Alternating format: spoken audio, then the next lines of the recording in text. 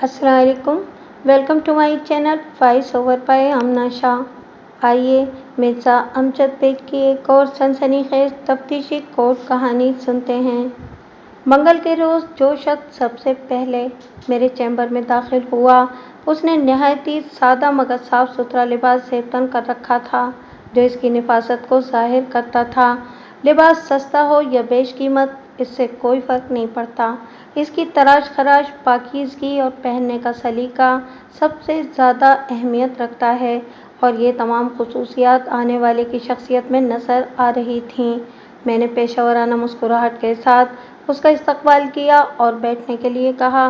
वो एक कुर्सी खींचकर मेरी टेबल की दूसरी जानिब बैठ गया। रस्मी अलग सलेक के बाद मैंने असल मौजू की तरफ आते हुए पूछा, जी फरमाएं, मैं आपकी क्या खिदमत कर सकता हूँ? मेरा नाम इरशाद हुसैन है, उसने गहरी संजीदगी से बताया, और मैं अपने बेटे के लिए सख्त परेशान हूँ और इसी सिलसिले में हाजिर हुआ था। इरशाद हुसैन जितना नफीस तबे दिखाई देता था उतना ही खुश कलाम और शाइस्ता गुफ्तार भी था। मैंने रफ पैड और कलम संभाल लिया, फिर इसकी आंखों में देखते हुए पूछा, आपके बेटे को हुआ क्या है? मेरे बेटे को पुलिस ने गिरफ्तार कर लिया है, उसकी भर्राई हुई आवाज़ आई। किस जुर्म में? मेरे बेटे ने कोई जुर्म नहीं किया वकील साहब। मेरे पूछने का मकसद ये था कि आपके बेटे को पुलिस ने किस जुर्म में पकड़ा है। मैंने वजाहत करते हुए कहा, पुलिस ने हनीफ पर कत्ल का इल्ज़ाम आयद किया है, उसने बताया। जाहिर है हनीफ इसके इसी बेटे का नाम था जिसे पुलिस पकड़ कर ले गई थी। मैंने पेट पर कलम घिसते हुए इस्तफसार किया। हनीफ पर किस को कत्ल करने का इल्ज़ाम आयद किया गया है? इस शख्स का नाम डॉक्टर सलीम है, इरशाद हुसैन ने बताया। मकतूल किस चीज़ का डॉक्टर था? मैंने सवाल किया। मेरा मतलब है कि वो किसी शोबे का स्पेशलिस्ट था या जनरल फिजिशियन? जनाब, वो ना तो जनरल फिजिशियन था और ना ही इसने किसी शोबे में स्पेशलाइजेशन कर रखा था, उसने पूरा सा मुँह बनाते हुए बताया। फिर वो किस किस्म का डॉक्टर था इरशाद साहब? मैंने हैरत भरे अंदाज में पूछा। वो बदस्तूर बेजारी से बोला, वकील साहब, मेरे ख्याल में तो सलीम सिरे से डॉक्टर था ही नहीं। आप भी कमाल करते हैं जनाब। मेरी हैरत में खफीफ सा तंज भी शामिल हो गया। जब आप इसे डॉक्टर ही नहीं समझते तो फिर डॉक्टर कह क्यों रहे हैं? और सबसे बढ़कर ये कि उसने अपने नाम के साथ डॉक्टर का लफ्ज़ लगा ही क्यों रखा था? ये तो सरासर जुर्म है।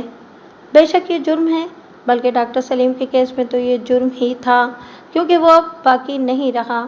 इरशाद हुसैन मेरे सवाल के जवाब में वजाहत करते हुए बोला, लेकिन जनाब यहाँ कौन पूछता है? उसने बड़े मायनाखेज अंदाज में जुमला नामुकम्मल छोड़ा तो मैंने कहा, आपके इस कौन पूछता है से क्या मतलब अखज़ करूँ मैं? मेरा कोई ख़ास मतलब नहीं था वकील साहब, वो बड़ी बददिली से बोला। मैं दरअसल ये कहना चाहता हूँ कि हमारे मुल्क में कोई भी शख्स अपने नाम के साथ कुछ भी जोड़ ले, कौन पूछता है? हर फरार शख्स ने अपने नाम के साथ मुख्तलिफ़ किस्म के साथ कुछ भी जोड़ लिया है, मगर कोई पूछने वाला नहीं है। मसलन डॉक्टर, प्रोफेसर, खाजी, अल्लामा वग़ैरह वग़ैरह। वो सांस लेने के लिए रुका और फिर बोला, मेरे कहने का हरगिज़ ये मतलब नहीं कि असल डॉक्टर या प्रोफेसर या हाजी या अल्लामा या शाजी होते नहीं हैं, मगर धोखा ज़्यादा है। जब तोता फाल निकालने वाला प्रोफेसर और बसों में सुरमा बेचने वाला आई स्पेशलिस्ट और डेंटिस्ट हो सकता है, तो फिर हमारे माशरे में दीगर लोगों के लिए भी बड़ी गुंजाइश निकल आती है, मैंने सरसरी अंदाज में कहा। मेरा इशारा भी ऐसे ही नाम नेहाद माहिरीन की जानिब था। वो इस बात में गर्दन हिलाते हुए बोला, हाँ, बात तो आपकी दिलचस्पी नहीं है, बल्कि इसमें माशरती हक़ाइक़ भी हैं। खैर, मुझे आप डॉक्टर सलीम के मुतालिक बता रहे थे, जो अब मरहूम ही नहीं बल्कि मकतूल के दर्जे पर भी फाइज हो चुका है। जी हाँ, वो भी एक ऐसा ही फरार था, वो एक बोझा सांस लेते हुए बोला। वो अपनी दानिश में बहुत पहुँचा हुआ बंदा था, अब वो ना खुद बाकी रहा है और ना ही इसकी पहुँच। और इसी डॉक्टर सलीम के कत्ल के इल्ज़ाम में पुलिस ने आपके बेटे को गिरफ्तार कर लिया है। मैंने वापस असल मौजू की तरफ आते हुए कहा, इरशाद साहब, क्या आप मुझे ये बताना पसंद करेंगे कि आखिर पुलिस ने आप ही के बेटे को क्यों गिरफ्तार किया है? आपके बेटे हनीफ और डॉक्टर सलीम के दरमियान क्या दुश्मनी थी? कोई दुश्मनी नहीं थी जनाब। दुश्मनी नहीं तो फिर दोस्ती रही होगी। ऐसी भी कोई बात नहीं थी वकील साहब। ना दोस्ती थी और ना ही दुश्मनी, मैंने कदरे उलझन सदा अंदाज में कहा। फिर किस ताल्लुक और किन वजूहात की बिना पर पुलिस ने हनीफ पर हाथ डाला है? आखिर मुलजिम और मकतूल में कोई तो राब्ता या वास्ता रहा होगा। आपका अंदाज़ा बिल्कुल दुरुस्त है वकील साहब, वो इस बात में सर हिलाते हुए बोला। हनीफ और डॉक्टर सलीम में उस्ताद और शागिर्द का ताल्लुक था। इनमें से उस्ताद कौन और शागिर्द कौन, मैं पूछे बिना न रह सका। डॉक्टर सलीम को हनीफ ने अपना उस्ताद चुन लिया था, उसने बताया। कमाल करते हैं आप भी, मैंने खफकी आमेज नज़र से इरशाद हुसैन की तरफ देखा। जब आप मकतूल डॉक्टर सलीम को एक फरार शख्स तस्लीम करते हैं तो फिर आपने अपने बेटे को उसकी शागिर्दी में कैसे जाने दिया? हनीफ मुझसे पूछकर तो इसके चक्कर में फंसा नहीं था, उसने बड़ी सादगी से जवाब दिया। मुझे तो जब खबर हुई पानी सर से ऊपर जा चुका था। बहरहाल मैंने हनीफ को समझाने की बहुत कोशिश की, लेकिन मैं इसे जितना समझाता वो उतना ही मुझसे बाकी होता चला गया और फिर ये दिन देखना पड़ा। आप तो जानते ही हैं कि आजकल की औलाद को कोई बात समझाना कितना मुश्किल है। जी हाँ, बहुत मुश्किल है। मैंने इसका दिल रखने की गर्ज से कह दिया। ये लोग कोई जुमला सुनने को तैयार ही नहीं होते, समझाना तो बहुत दूर की बात है। मेरी तायीदी राय ने इरशाद हुसैन को कदरे मुतमईन कर दिया तो मैंने मालूमात अखज़ करने के सिलसिले को आगे बढ़ाते हुए पूछा। हनीफ ने मकतूल को किस शे का उस्ताद बना लिया था? वो डॉक्टर सलीम से टेलीपैथी सीख रहा था। इरशाद हुसैन के जवाब ने मुझे चौंका दिया और मैंने हैरत भरे लहजे में दरियाफ्त किया, क्या वाकई डॉक्टर सलीम आपके बेटे को टेलीपैथी सिखा रहा था? हनीफ तो यही समझ रहा था जनाब। क्या आपने अपने बेटे के अंदर इस इल्म के कोई आसार वगैरह देखे थे? मैंने दिलचस्पी लेते हुए पूछा। कोई नहीं जनाब, उसने मायूसी से गर्दन को नफ़ी में जुम्बिश दी और बुरा सा मुँह बनाते हुए बोला। मैं तो इस किस्म की चीज़ों को खुराफात से ताबीर करता हूँ। पता नहीं हनीफ इन उल्टे सीधे चक्करों में क्यों पड़ गया था। नहीं साहब, टेलीपैथी का इल्म तो एक साइंस और ठोस हकीकत है, मैंने पुरवसूख अंदाज में कहा। आप इसे खुराफात में शामिल नहीं कर सकते वकील साहब। मैंने सारी ज़िंदगी हिसाब किताब और एदाद व शुमार में गुजारी है, इरशाद हुसैन ने कहा। मैं 2 और 2 4 की फ़िलॉसफी पर यकीन रखता हूँ। मेरा ये अकीदा है कि आप जिस भी शख्स से जो भी सीखना चाहें, पहले ये चेक तो कर लें कि वो काम इस शख्स को खुद भी आता है या नहीं। ये तो बिल्कुल उसूली बात है शाह साहब, मैंने तायीदी लहजे में कहा।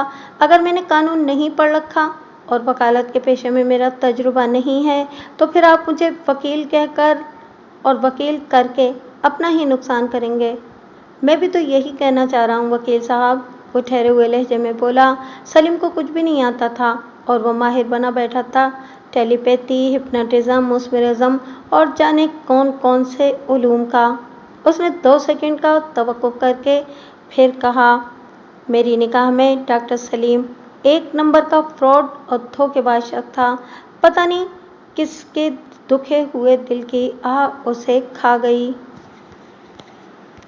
चलें जनाब, अच्छे या बुरे, वो अपने अंजाम को पहुंच गया।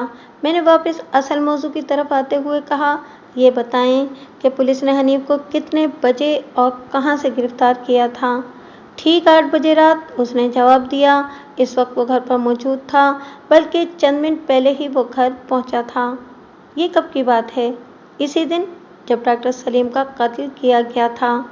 मेरा मतलब है कि किस तारीख को? 17 तारीख को, इरशाद हुसैन ने जवाब दिया। 17 अप्रैल। आज 19 अप्रैल है, मैंने टेबल कैलेंडर पर निगाह डालते हुए कहा। इसका मतलब है कि पुलिस ने अगले रोज़ यानी कि 18 अप्रैल को हनीफ को अदालत में पेश कर दिया होगा। जी हाँ, इस वक्त तो अदालती रिमांड पर पुलिस कस्टडी में है। ठीक है, मैंने पुरख्याल अंदाज में कहा। इसका मतलब है कि अदालती चाराजोई अब रिमांड की मुद्दत पूरी हो जाने के बाद ही की जा सकेगी। जैसे आप मुनासिब समझें, वो आम से लहजे में बोला। क्या आप मुझे बता सकते हैं कि वक़ुआ के रोज़ मकतूल के क्लिनिक पर क्या वाक़यात पेश आए थे? मैंने इरशाद हुसैन की आंखों में देखते हुए सवाल किया। इस बारे में आपको तफसीलन मैं कुछ नहीं बता सकता, वो माज़रत खान अंदाज में बोला। बेहतर होगा कि आप हनीफ से एक भरपूर मुलाकात कर लें। वो तो मैं आज रात किसी वक्त कर ही लूँगा, मैंने इस बात में गर्दन हिलाते हुए कहा। फिर पूछा, वो किस थाने में ज़ेर तफ्तीश है? اس نے مجھے متعلقہ تھانے کا نام بتانے کے بعد سوال کیا، میں مطمئن رہوں نا کہ آپ نے حنیف کا کیس اپنے ہاتھ میں لے لیا ہے؟ اس بات کا حتمی فیصلہ تو میں حنیف سے ملاقات کے بعد ہی کروں گا، میں نے پرسوچ انداز میں کہا، لیکن آپ اطمینان رکھیں کہ میں آپ کی بھرپور مدد کے لیے تیار ہوں۔ ٹھیک ہے، اس نے اس بات میں گردن ہلائی اور کریکنے والے انداز میں پوچھا، یہ آپ کی حتمی فیصلے والی بات میری سمجھ میں نہیں آئی وکیل صاحب۔ بڑی سیدھی اور صاف سی بات ہے، میں نے وضاحت ضروری جانی۔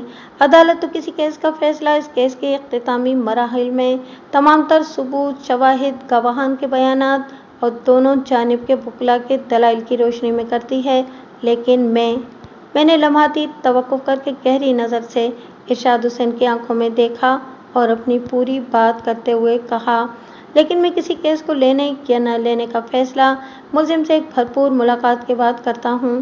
اگر مجھے ذرا سا بھی شک ہو جائے کہ حقائق کو توڑ مروڑ کر پیش کرنے کی کوشش کی گئی ہے اور کسی بھی حوالے سے ملزم اس کیس میں ملوث ہے، تو پھر میں معذرت چاہتا ہوں، اس کیس سے ہینڈز اپ ہو جاتا ہوں۔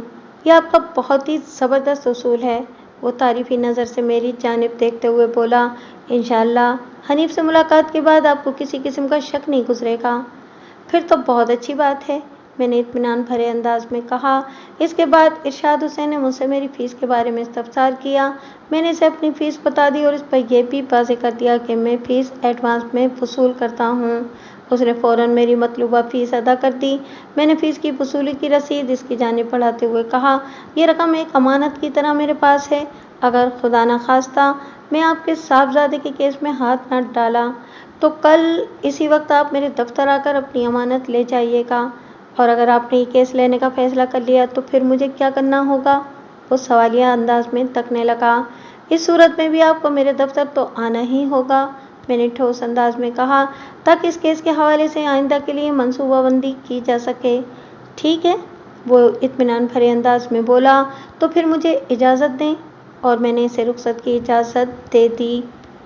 عدالتی ریمانڈ پر پولیس کسٹڈی میں پھنسے ہوئے کسی ملزم سے ملاقات کرنا کوئی آسان کام نہیں۔ اس رات میں نے لگ بھگ آدھا گھنٹہ ملزم حنیف کے ساتھ حوالات میں گزارا، اس طرح کہ وہ آہنی سلاخوں کے اس طرف ایک قیدی کی حیثیت سے موجود تھا اور میں اس جانب ایک آزاد شہری کے مانند۔ میرے مختلف سوالات کے جواب میں حنیف نے مجھے بے حساب حقائق کے بارے میں بتایا۔ اس ملاقات کے اختتام پر میں اس کا کیس لینے کا حتمی فیصلہ کر چکا تھا۔ تمام تر حالات و واقعات کی روشنی میں وہ نوجوان مجھے بے قصور و بے گناہ نظر آیا تھا۔ میں نے وکالت نامے، درخواست ضمانت اور دیگر ضروری کاغذات پر اس کے دستخط لیے اور اسے تسلی دینے کے بعد تھانے سے واپس آ گیا۔ حنیف بھاری بدن کا مالک، ایک گندمی رنگت کا ہینڈسم اور پرکشش نوجوان تھا۔ اس کی عمر 24-25 کے آس پاس تھی۔ اس سے حاصل ہونے والی قیمتی معلومات کا خلاصہ میں آپ کی خدمت میں پیش کرتا ہوں تاکہ آپ اس کیس کے پس منظر سے واقف ہو جائیں اور عدالتی کارروائی کے دوران میں کسی مرحلے پر آپ کا ذہن الجھن کا شکار نہ ہو۔ یہاں پر یہ بھی واضح کرتا چلوں کہ اس تفصیل کے اندر سے بعض باتیں میں نے دانستہ چھپا لیں جنہیں عدالتی کارروائی کے دوران میں مناسب مقامات پر میں ظاہر کروں گا۔ ارشاد حسین اپنی مختصر سی فیملی کے ساتھ گلشن اقبال کے علاقے میں رہتا تھا۔ اس کے پاس 200 گز کا ذاتی گھر تھا جو اس نے زندگی بھر کی کمائی سے بنایا تھا۔ اس کی ساری زندگی بینک کی ملازمت کرتے گزری تھی اور حال ہی میں وہ اس جاب سے ریٹائرڈ ہوا تھا۔ آج کل وہ اپنے ایک دوست اشتیاق بزمی کی ایجنسی پر بیٹھ کر کاروباری اسرار و نمو سیکھنے کی کوشش کر رہا تھا۔ اشتیاق بزمی ریئل اسٹیٹ ایجنٹ تھا اور کراچی کے علاقے ایف بی ایریا میں اس کی خوب چلتی ہوئی ایجنسی تھی۔ ارشاد حسین نے بینک کے آڈٹ ڈپارٹمنٹ میں زندگی گزاری تھی۔ اس کے پاس مال بنانے کے بہت مواقع تھے۔ اس کے ساتھ کے لوگ کہاں سے کہاں چلے گئے تھے، لیکن ارشاد حسین کے اندر رچی بسی ایمانداری نے اسے کبھی کوئی غلط کام نہیں کرنے دیا۔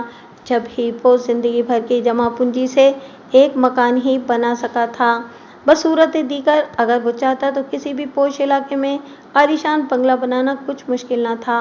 वो अपनी औलाद को रिज़्क़ हलाल खिलाना चाहता था और इस मकसद में इसे 100% कामयाबी हुई थी। ये इसकी ज़िंदगी की पहली परेशानी थी कि इसका जवान बेटा कत्ल के एक केस में पुलिस के हत्थे चढ़ गया था। इरशाद हुसैन की 3 औलादें थीं। सबसे बड़ी बेटी सलमा की शादी हो चुकी थी और इसके 2 बच्चे भी थे।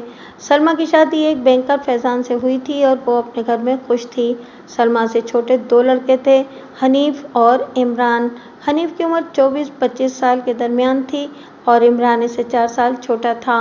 इरशाद हुसैन ने अपने दोनों बेटों को भी बैंकर बनाने के बारे में सोचा था, लेकिन हनीफ ने इसकी सारी आरज़ुओं और उम्मीदों पर पानी फेर दिया था। अलबत्ता इमरान अभी तक अपने मकसद पर जमा हुआ था। वो इन दिनों बीकॉम कर रहा था और अपने बड़े भाई हनीफ से तालीमी मैदान में आके निकल गया था। इरशाद हुसैन को तवक्को थी कि वो इमरान को ज़रूर किसी बैंक में फ़िट करवा देगा। हनीफ इंटर साइंस में तालीम को अधूरा छोड़कर पुरअसरार क़ुव्वतों के हुसूल की तरफ निकल गया था। उसका ज़हन कुछ इस किस्म का था कि आज की दुनिया में तालीमी असनाद इंसान को सिर्फ क्लर्क ही बना सकती हैं, अच्छा या बुरा क्लर्क। उसकी नज़र में किसी बैंक का चपरासी भी एक क्लर्क था और इसी बैंक का वीपी भी क्लर्क। इसके ख्याल में माशरे का तनख्वाहदार तबका क्लर्क ही शुमार होता था, चाहे उसकी तनख्वाह 1000 हो या 1 लाख। इन ऊंचे ख्यालात के साथ वो क्या तालीम हासिल करता और क्या इरशाद हुसैन की उसके बैंक की जॉब के सिलसिले में कोशिशें पारावर होती। वो बस दिन रात मावराई उलूम के बारे में ज़्यादा से ज़्यादा मालूमात इकट्ठा करने में सरगर्दा रहता था, या फिर किसी मैगज़ीन में इसने टेलीपैथी के हवाले से कोई मजमून पढ़ लिया। इस मजमून की असर पजीरी ने हनीफ के जहन और सोच को इस दर्जा मुतासिर किया कि उसने हतमी फैसला कर लिया कि चाहे कुछ भी हो जाए वो टेलीपैथी सीखकर ही रहेगा। इस मुसम्मम इरादे के बाद उसने किसी ऐसे मर्द मैदान की तलाश शुरू कर दी जो इसे टेलीपैथी का इल्म सिखा सके। जल्दी इसकी मुराद पर आई। एक रोज़ वो दोस्तों के साथ बैठा गपशप कर रहा था कि मावराई उलूम का जिक्र निकल आया।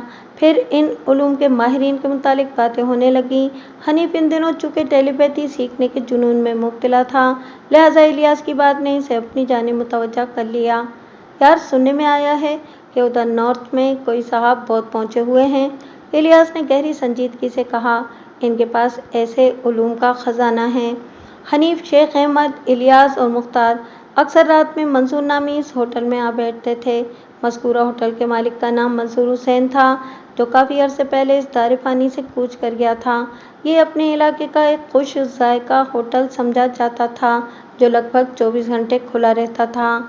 इलियास की बात सुनकर हनीफ के कान खड़े हो गए और उसने जल्दी से पूछा, नॉर्थ का इलाका तो खासा वसी और अरीज़ है, तुम कहाँ की बात कर रहे हो? मैं नॉर्थ नाज़माबाद की बात कर रहा हूँ, इलियास ने जवाब दिया। वो साहब शादमान के इलाके में होते हैं। इनका नाम क्या है? हनीफ ने पूछा। डॉक्टर सलीम फारूकी, इलियास ने बताया। अब गुफ्तगू का दायरा सिमट कर इलियास और हनीफ तक महदूद हो गया था। शेख अहमद और मुख्तार बड़ी दिलचस्पी से इन्हें सुन रहे थे।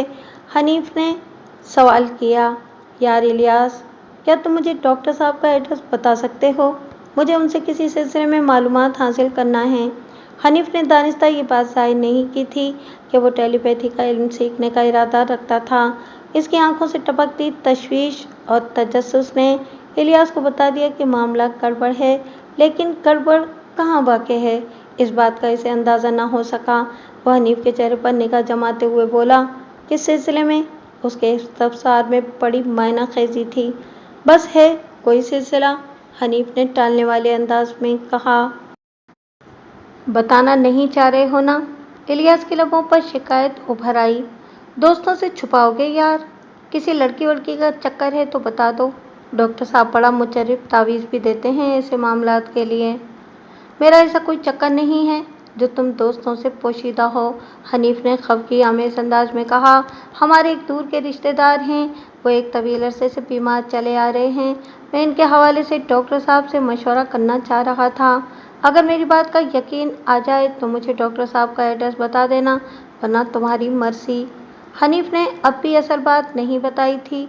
शेख अहमद ने कहा, यार हनीफ, ہم تو پراسرار اور ماورائی علوم کے حوالے سے بات کر رہے تھے اور الیاس نے ڈاکٹر سلیم فاروقی کا ذکر کر دیا۔ بیچ میں تمہارے کسی عزیز کی بیماری کہاں سے آ گئی؟ بتائے گا، یہ ضرور بتائے گا، مختار نے بڑے وثوق سے کہا۔ ہم کیا اس کی عادت سے واقف نہیں ہیں؟ اسے مشرق کی طرف جانا ہو تو یہ شمال کی جانب سے سفر کا آغاز کرتا ہے اور جنوب کے قریب سے گزر کر بالآخر اپنی منزل مطلوب تک پہنچ ہی جاتا ہے۔ جانتے نہیں ہو شیرازی صاحب نے اس کے لیے کون سا ٹائٹل منتخب کر رکھا ہے؟ شیرازی صاحب ان کے علاقے کے ایک عمر رسیدہ بزرگ تھے، لیکن نہایت ہی زندہ دل اور خوش مزاج۔ ان کا اٹھنا بیٹھنا زیادہ تر جوانوں اور نوجوانوں کے ساتھ ہوتا تھا اور وہ نئی نسل کے اندر بڑی آسانی سے گھل مل جاتے تھے۔ مختار نے انہی شیرازی صاحب کا حوالہ دیا تو الیاس پوچھے بنا نہ رہ سکا۔ شیرازی صاحب نے حنیف کو کیا ٹائٹل دے رکھا ہے؟ چپ چھنال، مختار نے ڈرامائی انداز میں بتایا۔ حنیف نے کسی زبانی یا عملی برہمی کا اظہار نہیں کیا، بلکہ شاکی نظر سے مختار کو گھور کر رہ گیا۔ شیخ احمد نے پوچھا، ہاں تو یار حنیف، اب تم اپنی زبان ہی سے ہمیں بتا دو کہ کسی عزیز کی بیماری سے شروع ہونے والا معاملاتی سفر کہاں جا کر ختم ہونے کا نام لے گا؟ آپ لوگوں نے اگر آج میری پھد اڑانے کا پروگرام بنا ہی لیا ہے تو میں تمہیں کچھ نہیں کہوں گا۔ حنیف کی آواز میں خفگی کا عنصر بڑھ گیا۔ آپ لوگ بڑے شوق سے اپنا رانجھا راضی کر سکتے ہیں، ہم تو اپنے رانجھے کے ساتھ ساتھ تمہاری ہیر کو بھی راضی کرنا چاہتے ہیں یار، الیاس نے تفریح لینے والے انداز میں کہا۔ لیکن پتہ تو چلے کہ وہ ہے کون، اس کا نام کیا ہے، مقام کیا ہے اور تم دونوں کے ملاپ میں گھمسان کیا ہے؟ کر لو جتنی بھی بکواس کرنا ہے، حنیف نے تیز آواز میں کہا۔ مجھے کوئی فرق نہیں پڑنے والا، جب ایسا کوئی معاملہ ہے ہی نہیں تو خواہ میں کیوں چڑھوں؟ ارے بے وقوف، ایسے معاملات پر چڑھا نہیں کرتے بلکہ خوش ہوتے ہیں، شیخ احمد نے سمجھانے والے انداز میں کہا۔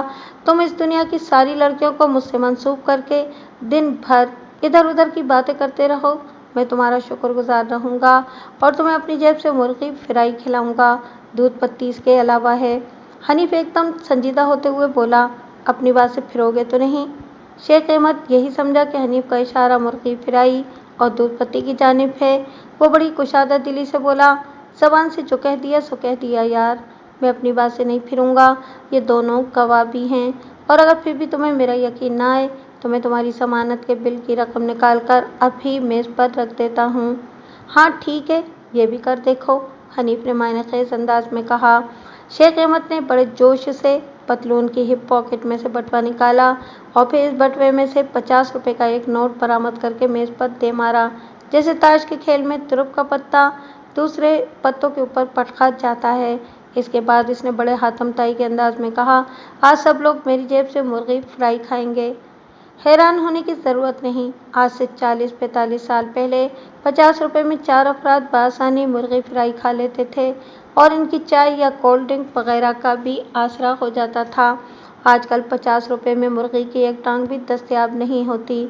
یہی انقلاب زمانہ ہے۔ اب شروع ہو جاؤ تم جلدی سے، شیخ احمد نے کہا۔ میں نے اپنی زبان پوری کر دی ہے، میں سب سے پہلے 2 لڑکیوں کا ذکر کروں گا، حنیف نے گمبھیر انداز میں کہا۔ اگر یہ ذکر تم ہضم کر پائے تو پھر میں آگے بھی کوشش کروں گا، ورنہ یہ سلسلہ یہیں ختم سمجھو۔ شیخ احمد نے ٹٹولنے والی نظر سے حنیف کو دیکھا اور سوال کیا، تم کن 2 لڑکیوں کی بات کر رہے ہو؟ ان کے نام ہیں، حنیف نے ایک ایک لفظ پر زور دیتے ہوئے سنجیدگی سے کہا، سحرش اور نازنین۔ ابے یار، اس کا تو دماغ خراب ہو گیا ہے، مختار نے بے ساختہ کہا۔ الیاس بے اختیار بولا، اس نے تو شیخ احمد کی بینوں ہی سے ابتدا کر دی۔ شیخ احمد اس دوران میں لال بھبوکا ہو چکا تھا۔ چیخ سے مشابہ لہجے میں اس نے حنیف سے کہا، میری بہنوں کا اگر دوبارہ نام لیا تو میں تمہارا منہ توڑ دوں گا، تمہاری یہ ہمت ہوئی کیسے؟ یہ ہمت تو مجھے آپ ہی نے دلائی ہے شیخ صاحب، حنیف نے نہایت ہی مہذب ٹھہرے ہوئے انداز میں کہا۔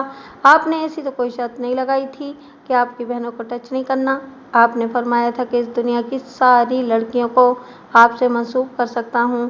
اب یا تو آپ سارا غصہ تھوک کر اپنے کہے پر شرمندہ ہو جائیں یا پھر یہ ثابت کریں کہ سحرش اور نازنین اس دنیا کی نہیں بلکہ کسی اور سیارے کی مخلوق ہیں۔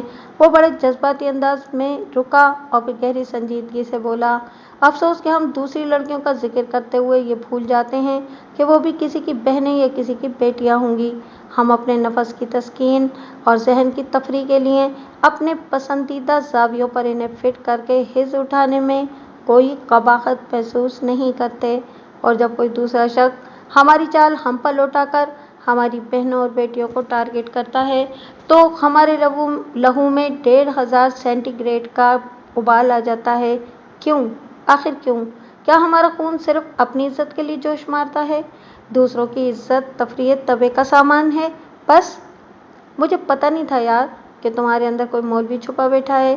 शेख अहमद ने उठकर बाजू आगे कर दिए। मुझे माफ़ कर दो हनीफ, तुमने तो मेरी आंखें खोल दी हैं। I am really very sorry. अगले हीरा में वो दोनों बगलगीर हो चुके थे।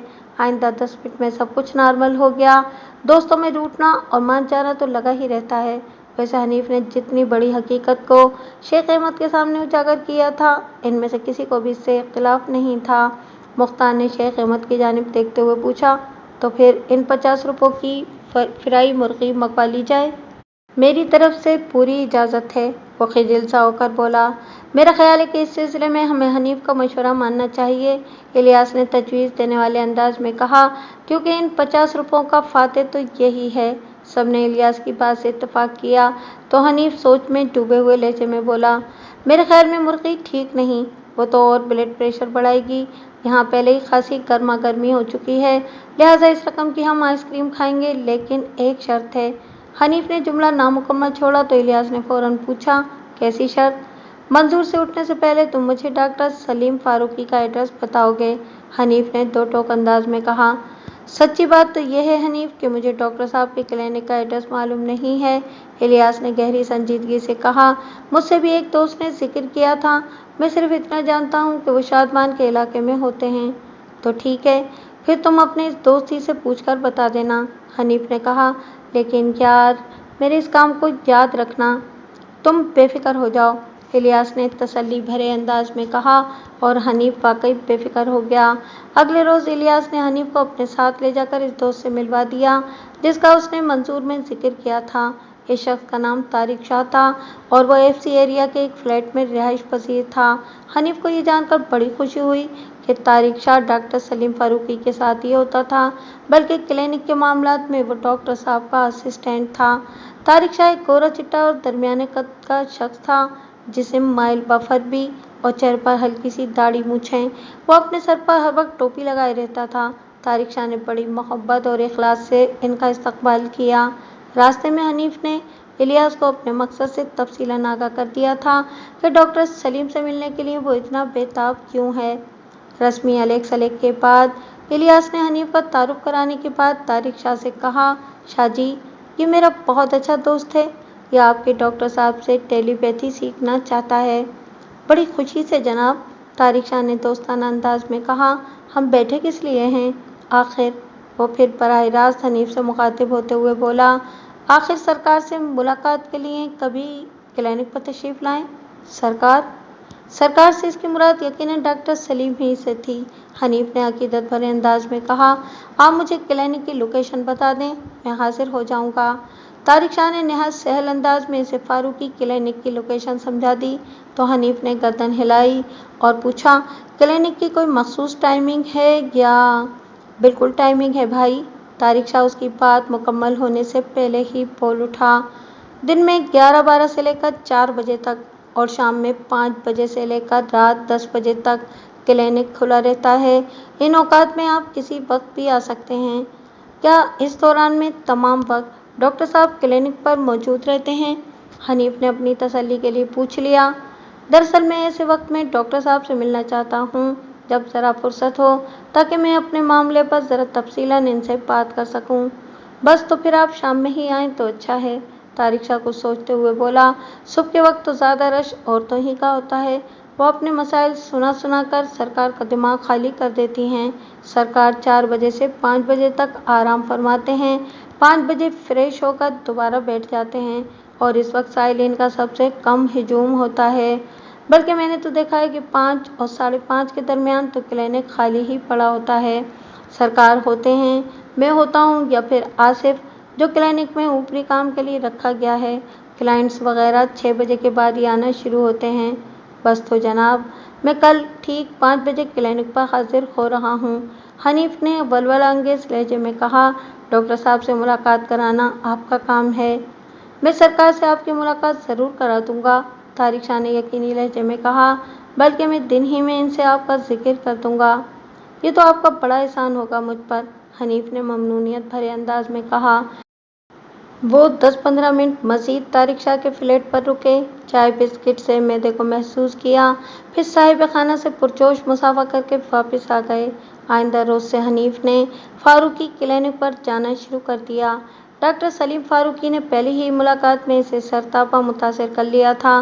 डॉक्टर को टेलीपैथी आती थी या नहीं, और मुझे यकीन है कि बिल्कुल नहीं आती थी, वरना वो ऐसी बेबसी और बेकसी की मौत हरगिज़ न मरता।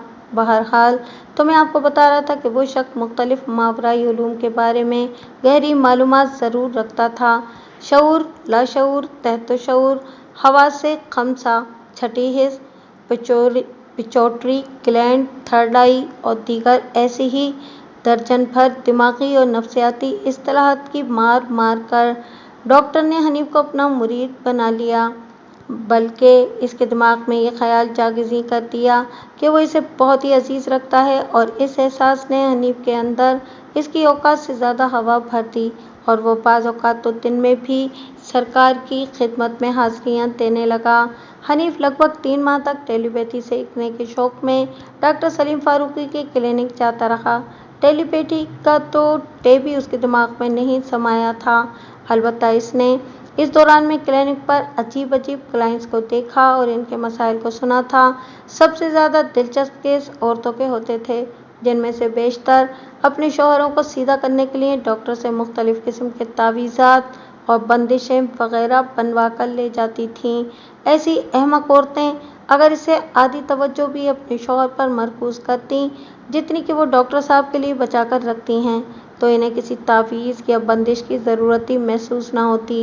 इनके बिगड़े हुए शौहर न सिर्फ ये कि सीधे हो जाते, बल्कि इनके मुती और फरमाबरदार भी बन जाते, क्योंकि वो मोहब्बत के भूखे, रोमांस के मुतलाशी और पुरसुकून घरेलू माहौल के प्यासे होते हैं। लेकिन दूसरी जानिब मामला इसके बरक्स होता है।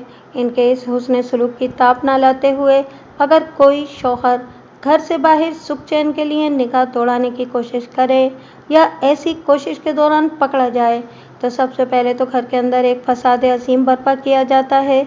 इसके बाद डॉक्टर सलीम फारूकी जैसे आमिल कामिल फ्रॉड लोगों के आस्थाने पर शौहरों को सीधा करने के लिए तावीज़ात और बंदिशें वगैरह लेने पहुंच जाती हैं।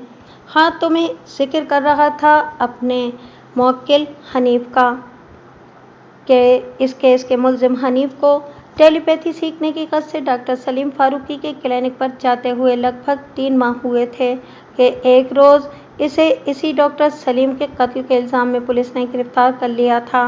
रिमांड की मुद्दत पूरी होने के बाद पुलिस ने इस केस का चालान अदालत में पेश कर दिया।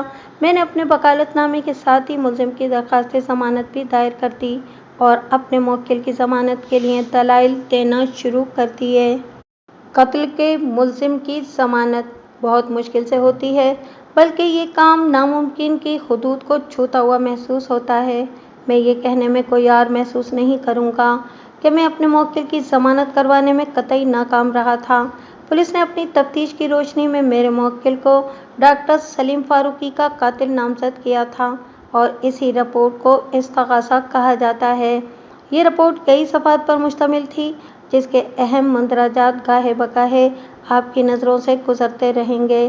पोस्टमार्टम की रिपोर्ट के मुताबिक मकतूल डॉक्टर सलीम फारूकी की मौत 17 अप्रैल की सपहर 4 और 5 बजे के दरमियान वाक़ हुई थी। वो अपने क्लिनिक के आखिरी यानी कि तीसरे और अक़बी पोर्शन में मुर्दा हालत में पाया गया था।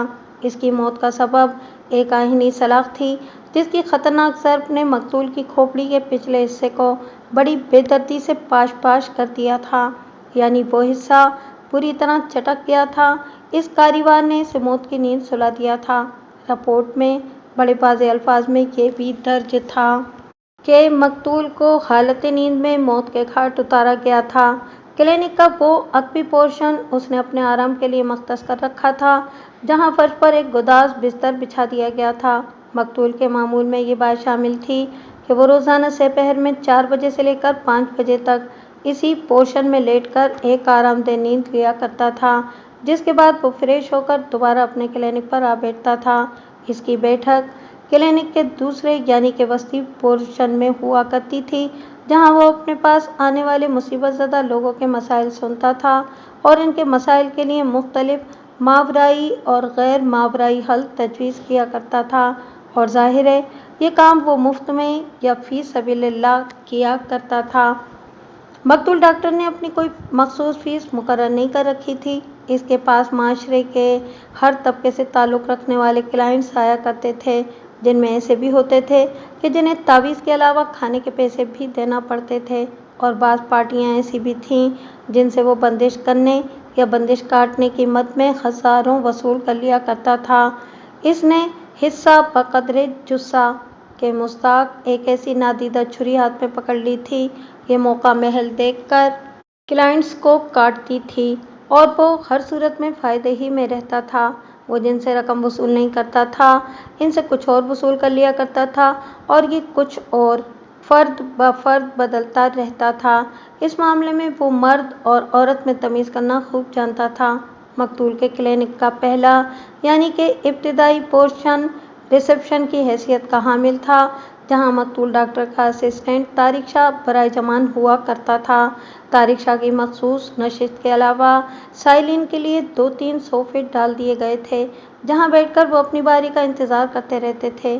گویا وہ ابتدائی پورشن بیک وقت طارق شاہ کا کمرہ بھی تھا اور کلائنٹس کے لیے انتظار گاہ بھی، جہاں پر موجود ضرورت مند طارق شاہ کی مرضی ہی سے مقتول ڈاکٹر کے پاس شرف باریابی پاتے تھے۔ جب ملزم کی درخواست ضمانت مسترد ہو چکی تو عدالت کی جانب سے اسے جوڈیشل ریمانڈ پر جیل بھیج دیا گیا تھا۔ ابتدائی چند پیشیوں پر کوئی بھی قابل ذکر عدالتی کارروائی نہ ہو سکی۔ اس ٹیکنیکل تفصیل کو بیان کر کے میں آپ کو بور نہیں کروں گا۔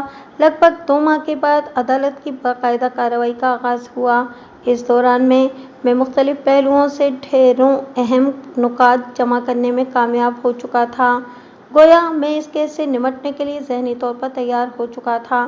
آئندہ پیشی پر جب اس کیس کی باقاعدہ سماعت شروع ہوئی تو جج نے فرد جرم پڑھ کر سنائی، جس کے جواب میں میرے موکل نے صحت جرم سے صاف انکار کر دیا۔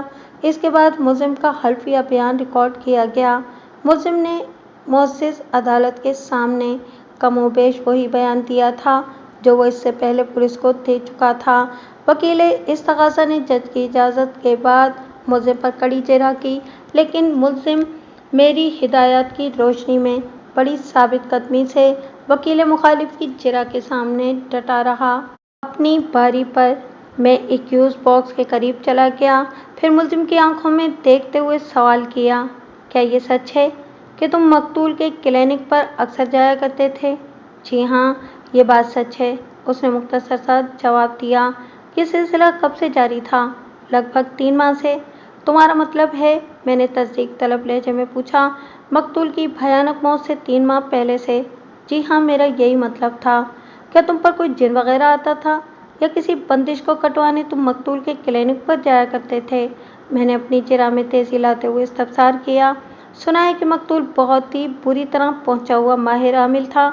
سنا تو میں نے بھی یہی تھا جناب، وہ بددلی سے بولا، لیکن وہ کہتے ہیں نا کہ دور کے ڈھول سہانے، تو میرے ساتھ بھی وہی معاملہ ہوا تھا، اور جہاں تک آپ کے سوال کے پہلے حصے کا تعلق ہے نا، تو اس نے لمحاتی توقف کر کے کہا، مجھ پر نہ تو کوئی جن آتا تھا اور نہ ہی میرے ساتھ بندش جیسا کوئی معاملہ تھا۔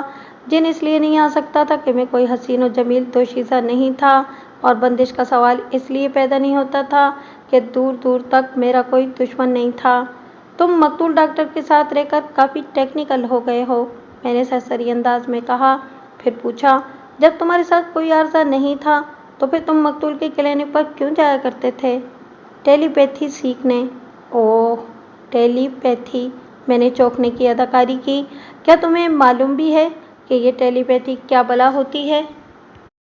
جناب، یہ بلا نہیں بلکہ ایک سائنٹیفک علم ہے، وہ بڑے مدبرانہ انداز میں وضاحت کرتے ہوئے بولا، جسے خیال خوانی اور مینٹل کمیونیکیشن بھی کہا جاتا ہے۔ अच्छा, तो मकतूल डॉक्टर ने तुम्हें टेलीपैथी के हवाले से बहुत कुछ पढ़ा रखा है? मैंने मसनूई हैरत का इजहार करते हुए कहा। ये सारी मालूमात तो डॉक्टर के पास जाने से पहले ही मुझे हासिल थीं। उसने जवाब दिया, मैंने इस मौजू पर बहुत कुछ पढ़ रखा है। एक टेलीपैथी जानने वाला इंसान किसी दूसरे इंसान की सोच तक रसाई हासिल करके उससे अपनी मर्जी के मुताबिक अमल करवा सकता है। क्या मकतूल डॉक्टर के पास तुम्हारी बयान करदा टेलीपैथी की ये सलाहियत मौजूद थी? मैंने चिराग इस सिलसिले को आगे बढ़ाते हुए कहा। और क्या इसने तुम्हें भी इस हैरत अंगेज सलाहियत से रूशनास कराया था? मैं समझता हूँ कि वो टेलीपैथी नहीं जानता था, वो खासे जुर्रतमंदाना अंदाज में बोला। और जब वो खुद कुछ नहीं जानता था तो बेचारा भला मुझे कहाँ से सिखाता?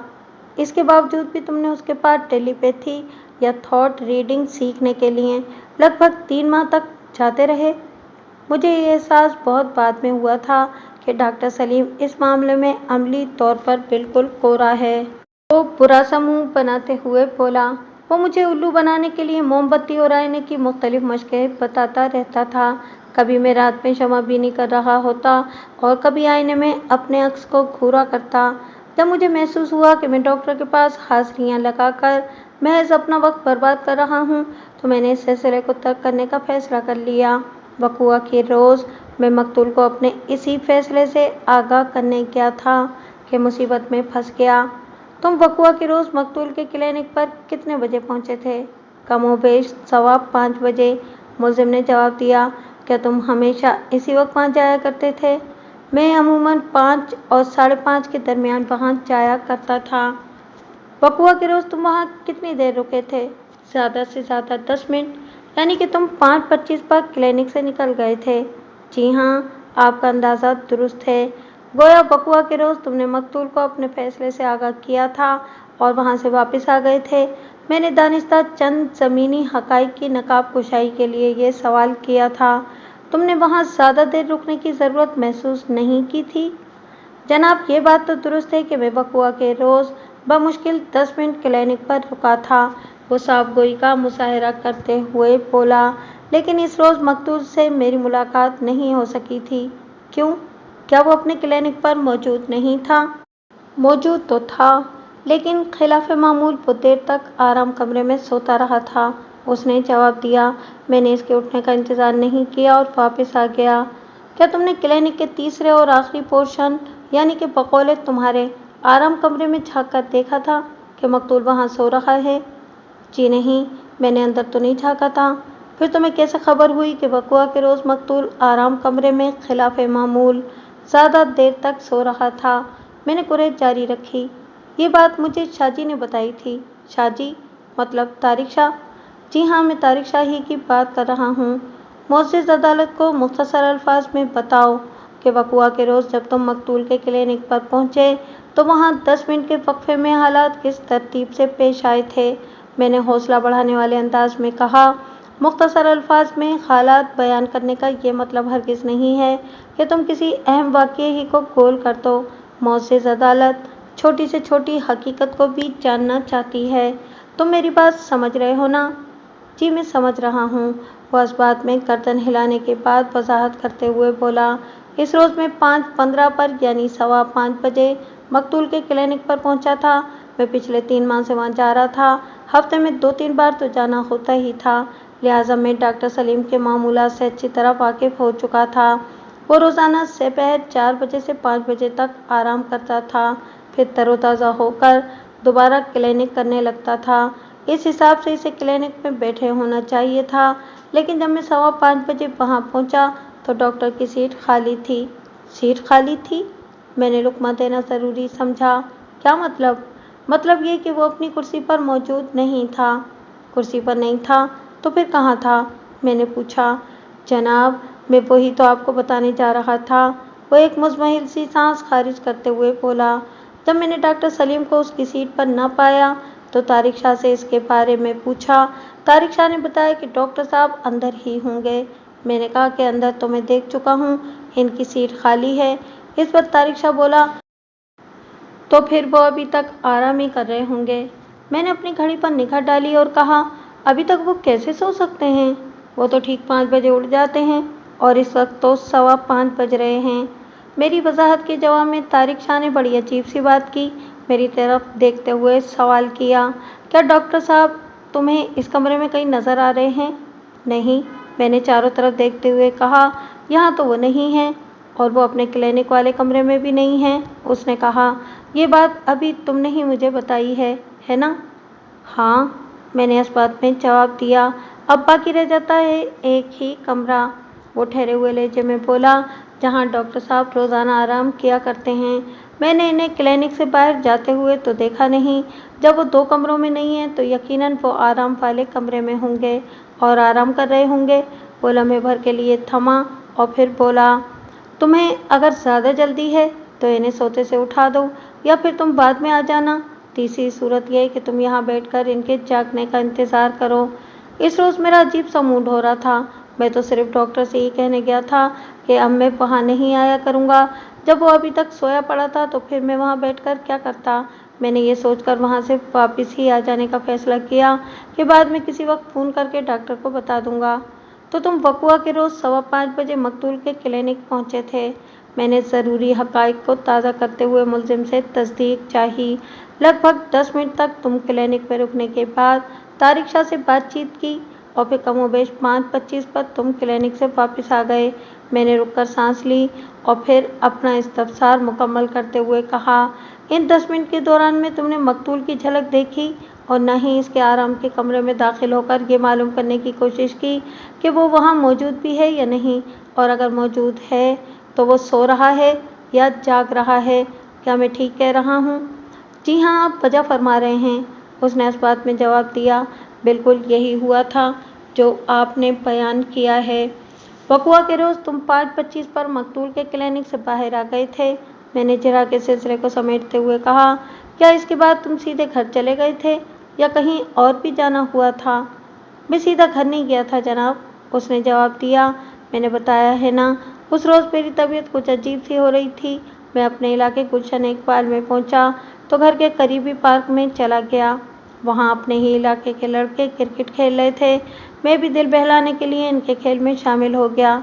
फिर जब अंधेरा फैलने लगा तो मैंने खेल छोड़ दिया और एक बेंच पर बैठ गया। थोड़ी देर के बाद मैं पार्क से निकला और अपने घर की जानिब बढ़ गया। वक़ुआ के रोज़ तुम कितने बजे घर पहुँचे थे? मैंने सवाल किया। लगभग 7:45 बजे, उसने जवाब दिया। और पुलिस ने तुम्हें कितने बजे घर से गिरफ्तार किया था? इस वक्त 8 या 8:05 हुए होंगे, उसने बताया। बस यूँ समझें कि मैंने आकर मुँह हाथ धोया, लिबास तब्दील किया और पुलिस आ धमकी। जब पुलिस की ज़बानी ये पता चला कि वो लोग तुम्हें डॉक्टर सलीम के कत्ल के इल्ज़ाम में गिरफ्तार कर रहे हैं तो कैसा लगा था? एकदम शौक लगा था, वो एक छुरछुरी लेते हुए बोला। मुझे बिल्कुल यकीन नहीं आया था। यही महसूस हुआ कि वो लोग मुझसे मजाक कर रहे हैं, लेकिन ये इनका मजाक नहीं था। मैंने अफसोसनाक अंदाज में गर्दन हिलाते हुए कहा, उन्होंने तुम्हें न सिर्फ ये कि डॉक्टर के कत्ल के इल्ज़ाम में गिरफ्तार कर लिया, बल्कि इस सिलसिले में सख्त तरीन सज़ा दिलवाने के लिए तुम्हें हवालाए अदालत भी कर दिया। जी हाँ, ये एक तल्ख़ हकीकत है, वो मायूसी से बोला। एक आखिरी सवाल, मैंने इसकी आंखों में देखते हुए कहा, लेकिन इस सवाल का जवाब बहुत सोच समझ कर देना होगा। जी, मैं ज़हनी तौर पर तैयार हूँ, वो गहरी संजीदगी से बोला। आप पूछें, क्या पूछना है?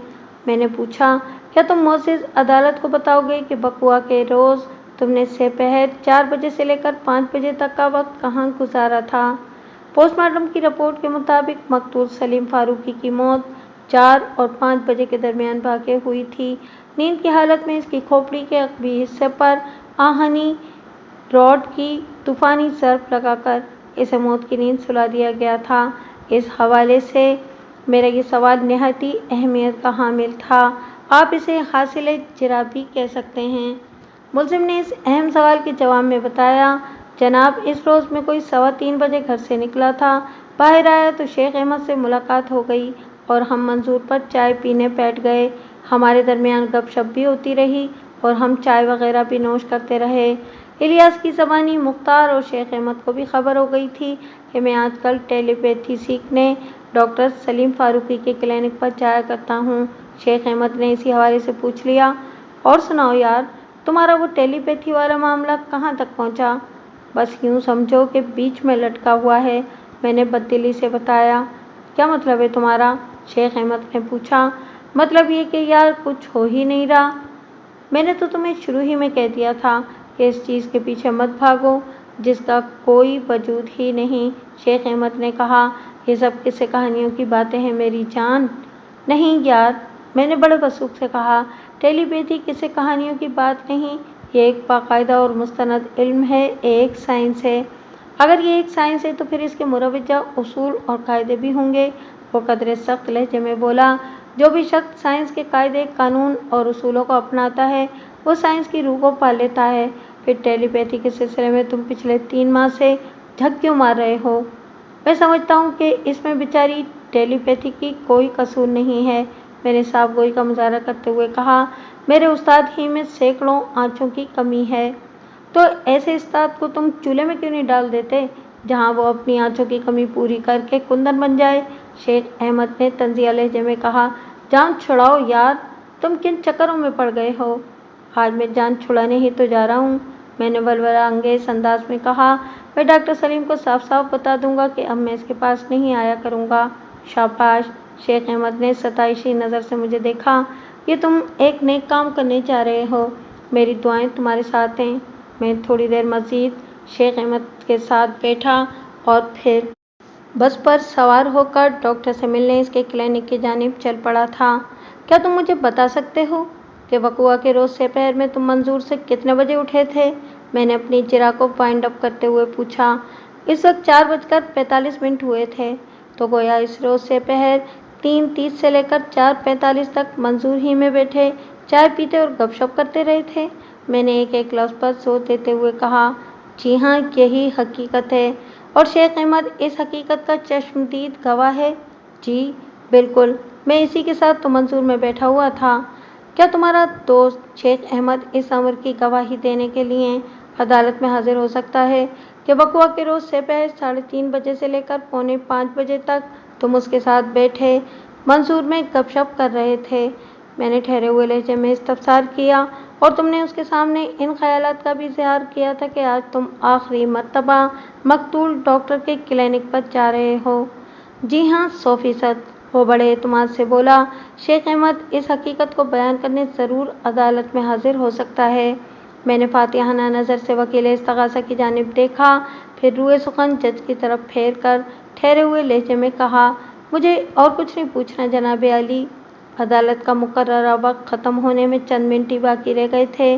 जज ने दीवार की क्लॉक की जानिब निगाह उठाकर देखा, फिर अगली पेशी की तारीख देकर अदालत बर्खास्त करने का ऐलान कर दिया।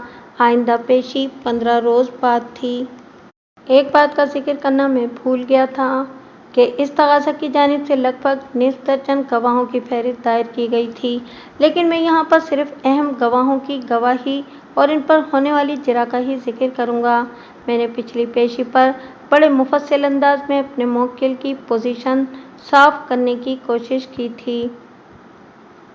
पोस्टमार्टम की रिपोर्ट के मुताबिक मकतूल की मौत का जो वक्त मुतय्यन किया गया था, इस दौरान में मेरा मौकिल नाज़िमाबाद से काफ़ी फासले पर गुलशन इकबाल के एक मारूफ होटल मंसूर में अपने एक दोस्त शेख अहमद के साथ बैठा गपशप कर रहा था। लिहाजा इसका किसी भी जाविये से कत्ल की इस वारदात में मुलविस होने का कोई इम्कान नहीं था। मैं अपनी पेशावराना कारकर्दगी से पूरी तरह मुतमईन था।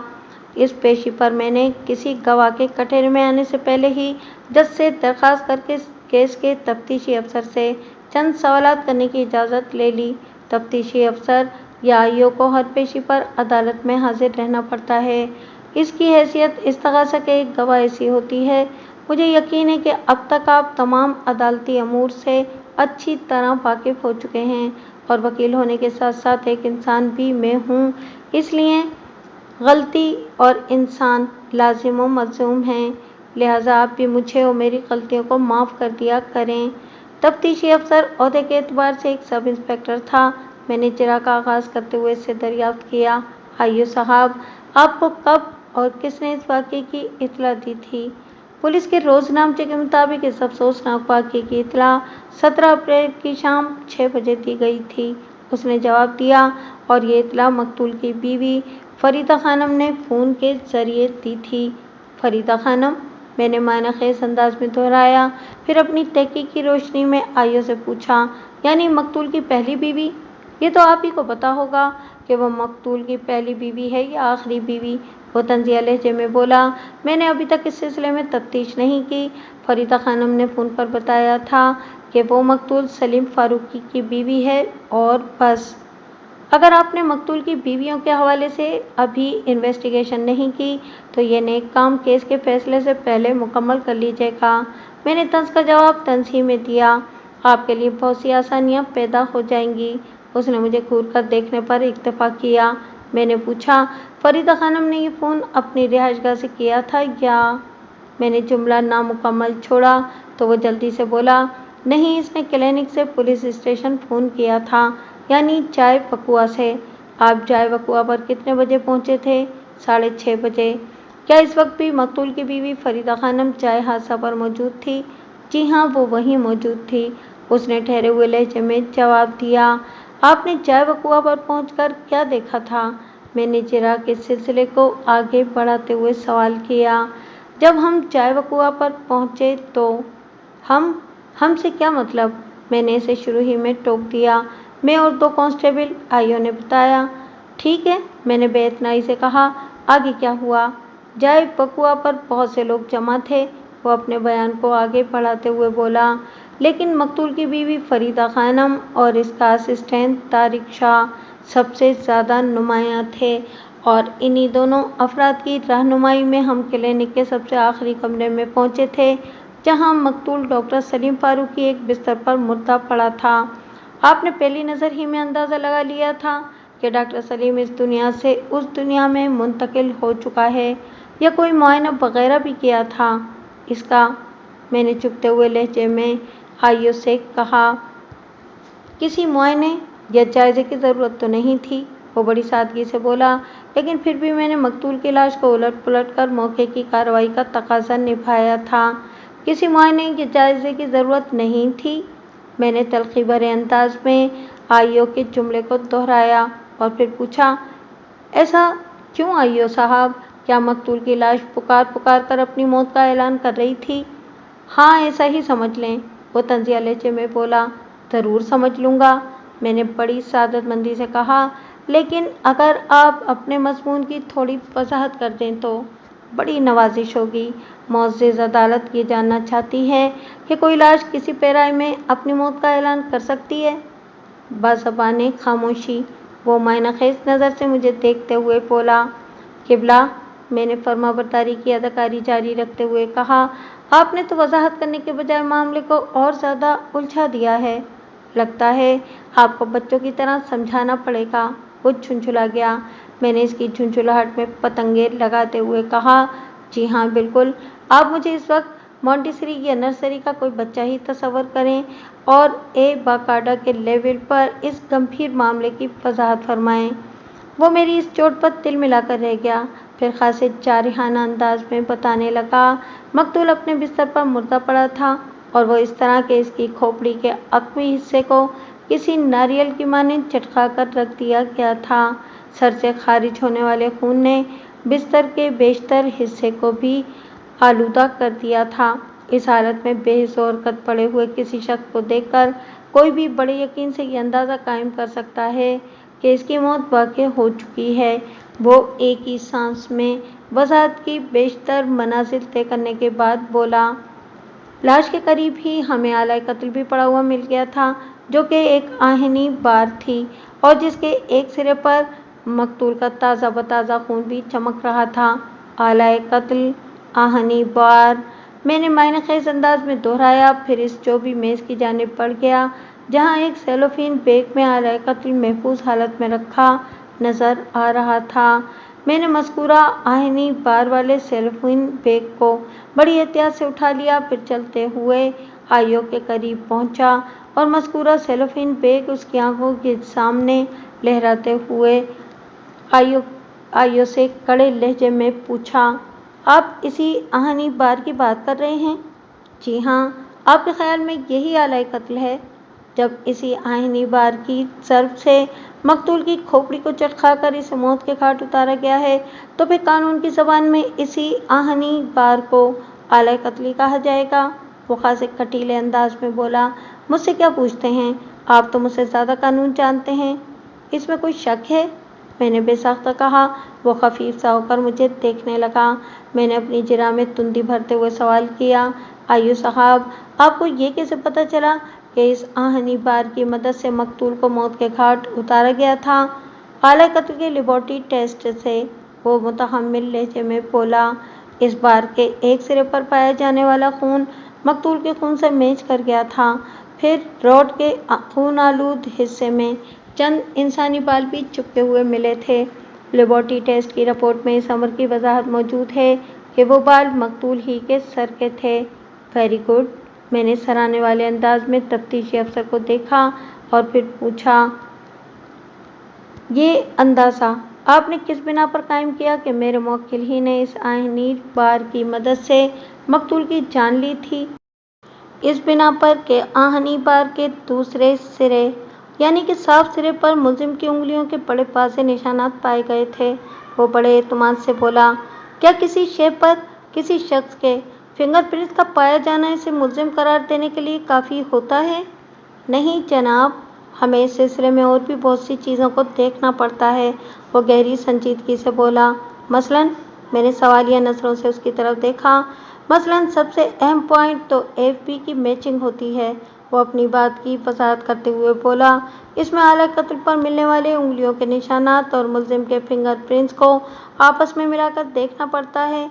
इसके बाद ही हम किसी हतमी नतीजे पर पहुंचते हैं। तो मेरे मुवक्किल के सिलसिले में आप हतमी नताइज तक पहुंच गए थे? जी हाँ, हमने परफेक्ट एफबी मैचिंग कर ली थी। ये काम तो मुलजिम की गिरफ्तारी के बाद ही हुआ होगा। जाहिर है, इससे पहले कैसे हो सकता था? गोया जब आप जाए वक़ुआ पर पहुंचे, आपने मकतूल की लाश को देखा और आला कत्ल आपके कब्जे में आ गया। इस वक्त आप वसूख से नहीं कह सकते थे कि डॉक्टर सलीम फारूकी को मेरे मुवक्किल ही ने कत्ल किया होगा।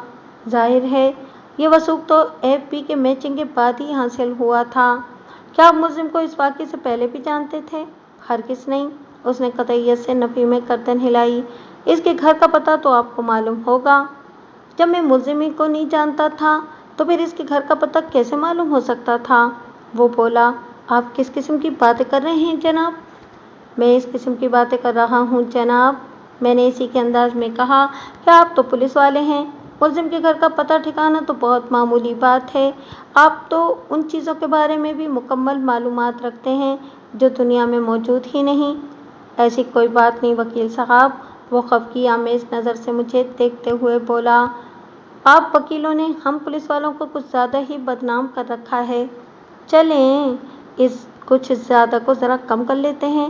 मैंने इसके ज़ख्मों पर नमक पाशी करते हुए कहा, लेकिन आप ये तो मानेंगे ना कि राई हो तो पहाड़ बनता है। ये तो आपको मानना ही पड़ेगा कि मैंने ड्रामाई अंदाज में बात अधूरी छोड़कर आयु के चेहरे के तासुरात का जायज़ा लिया और फिर कहा, चलें छोड़ें इन तल्ख और तुच्छ बातों को। मैं आपकी बातें ही रख लेता हूँ कि आप मुलजिम के घर ठिकाने से बिल्कुल वाकिफ़ नहीं थे। अब ज़रा मेरी मालूमात में इजाफे के लिए इतना बता दें कि मुलजिम की गिरफ्तारी के लिए इसके घर की जानिब आपकी रहनुमाई किसने की थी? फरीदा खानम ने। तारिक शाह ने। वो उलझनज़दा अंदाज में जुमला मुकम्मल करके मुझे देखने लगा। मैंने इसे आड़े हाथों लिया। एक जवाब दें आइयो साहब। फरीदा खानम ने। फिर आपने तारिक शाह का नाम क्यों लिया? वो भी जाए वक़ुआ पर मौजूद था। वो गड़बड़ाए हुए लहजे में बोला, इसने भी मुझे मुलजिम के बारे में बताया था। बल्कि वो ज़रा देर के लिए रुका और फिर इजाफा करते हुए बोला, बल्कि मुलजिम के घर का एड्रेस मुझे मकतूल के असिस्टेंट तारिक शाह ही ने दिया था। तो गोया आप ये कहना चाहते हैं कि दरअसल आप तारिक शाह की निशानदही पर मुलजिम के घर पहुंचे थे और इसे घर से गिरफ्तार कर लिया था? जी हाँ, बिल्कुल। इसने तस्दीकी अंदाज में गर्दन हिलाई। That's all your honour. मैंने तेज़ आवाज़ में कहा, मुझे और कुछ नहीं पूछना। मैंने इस केस के तफ्तीशी अफसर पर अपनी जिरा मौकूफ़ करने का ऐलान किया तो इस तगाज़ा की जानिब से गवाहों का सिलसिला शुरू हुआ। इस पेशी पर 2 ऐसे गवाहों को शहादत के लिए विटनेस बॉक्स में लाया गया जिनके बयान और बाद इन पर होने वाली जिरा में ऐसी कोई ख़ास बात नहीं थी جو اس کیس میں کسی حوالے سے زیادہ اہمیت کی حامل ہو۔ ان دو گواہوں میں ایک فاروقی کلینک میں چپراسی کی حیثیت سے کام کرنے والا آصف محمود تھا اور دوسرا ڈاکٹر سلیم فاروقی کا پڑوسی دکاندار امتیاز حسین۔ ان دونوں گواہوں کے بیانات سے صرف یہ بات ثابت ہوئی تھی کہ وقوع کے روز سپہر میں ملزم حنیف فاروقی کلینک پر آیا تھا۔ اگلی گواہی مقتول کی بیوی فریدہ خانم کی تھی۔ میری نظر میں یہ ایک اہم گواہی تھی۔ فریدہ خانم فٹنس باکس میں آ کر کھڑی ہوئی اور اس نے نہایت ہی ٹھہرے ہوئے انداز میں سچ بولنے کا حلف اٹھانے کے بعد اپنا بیان ریکارڈ کرایا۔ اس کے بعد وکیل استغاثہ سوالات کے لیے فریدہ خانم کے قریب چلا گیا۔ فریدہ خانم ایک دراز قامت اور خوبصورت عورت تھی۔ میرے محتاط اندازے کے مطابق اس کی عمر 35 اور 40 کے درمیان رہی ہوگی۔ فریدہ خانم کا رنگ سانولا تھا، تاہم اس کی شخصیت میں جنس مخالف کے لیے ایک خاص قسم کی کشش پائی جاتی تھی۔ وکیل استغاثہ نے چند ایک رسمی اور سرسری نوعیت کے سوالات کے بعد گواہ کو فارغ کر دیا۔ اس کے بعد میں اپنی باری پر جج کی اجازت حاصل کر کے فٹنس باکس کے قریب گیا۔ فریدہ خانم کی اس کیس میں دوہری حیثیت تھی۔ وہ اس کیس کی مدعی بھی تھی اور اس کیس میں استغاثہ کی ایک گواہ بھی۔ ان لمحات میں وہ خاصی محتاط نظر آ رہی تھی۔ فریدہ صاحبہ، میں نے اس کی آنکھوں میں دیکھتے ہوئے اپنی اجرا کا آغاز کیا۔ مجھے اس بات کا سخت افسوس ہے کہ آپ کے شوہر کو بڑی بے دردی سے موت کے گھاٹ اتار دیا گیا۔ میں ڈاکٹر صاحب کو واپس تو نہیں لا سکتا، لیکن ان کے قاتل کو بے نقاب کرنے کی کوشش ضرور کروں گا۔ بے نقاب؟ وہ عجیب سے لہجے میں بولی، پھر ملزم کی جانب اشارہ کرتے ہوئے کہا، اس نے کوئی برقع تو نہیں پہنا ہوا جو آپ اسے بے نقاب کریں گے؟ میں نے ڈاکٹر فاروقی کے قاتل کو بے نقاب کرنے کی بات کی ہے۔ میں نے ایک ایک لفظ پر زور دیتے ہوئے کہا، یہ بیچارہ تو اس کیس کا ملزم ہے جسے میں بہت جلد باعزت بری کرا لوں گا۔ اگر یہ اس کیس کا ملزم ہے تو پولیس نے کچھ سوچ سمجھ کر ہی اسے گرفتار کیا ہوگا نا؟ وہ خفگی آمیز لہجے میں بولی۔ میری معلومات کے مطابق اسی بدبخت نے میرے شوہر کو موت کے گھاٹ اتارا ہے۔ ملزم کے لیے فریدہ خانم کے لب و لہجے سے زہر ٹپکتا تھا اور آنکھوں سے نفرت کی چنگاریاں سی صاف محسوس ہو رہی تھیں۔ میں نے بڑے تحمل سے استفسار کیا، فریدہ صاحبہ، کیا آپ معزز عدالت کو یہ بتانا پسند کریں گی کہ آپ کی معلومات کا ذریعہ کیا ہے؟ کیا مطلب؟ وہ سوالیہ انداز میں مجھے تکنے لگی۔ مطلب یہ کہ میں نے وضاحت کرتے ہوئے کہا، آپ کو ملزم کے قاتل ہونے کے بارے میں کس نے بتایا تھا؟ پولیس نے یا؟ میں نے دانستہ جملہ ادھورا چھوڑا تو وہ جلدی سے بولی، طارق شاہ نے۔ طارق شاہ؟ میں نے سوچ میں ڈوبے ہوئے لہجے میں دہرایا۔ آپ کا مطلب ہے کہ ڈاکٹر صاحب کے اسسٹنٹ طارق شاہ نے؟ جی ہاں، میرا یہی مطلب ہے، وہ رکھائی سے بولی۔ طارق شاہ نے آپ کو یہ اطلاع کس طرح دی تھی؟ میں نے چراغ کے سلسلے کو آگے بڑھاتے ہوئے کہا، آپ کے پاس آ کر یا آپ کو فون کر کے یا آپ اس وقت جائے وقوع پر موجود تھیں؟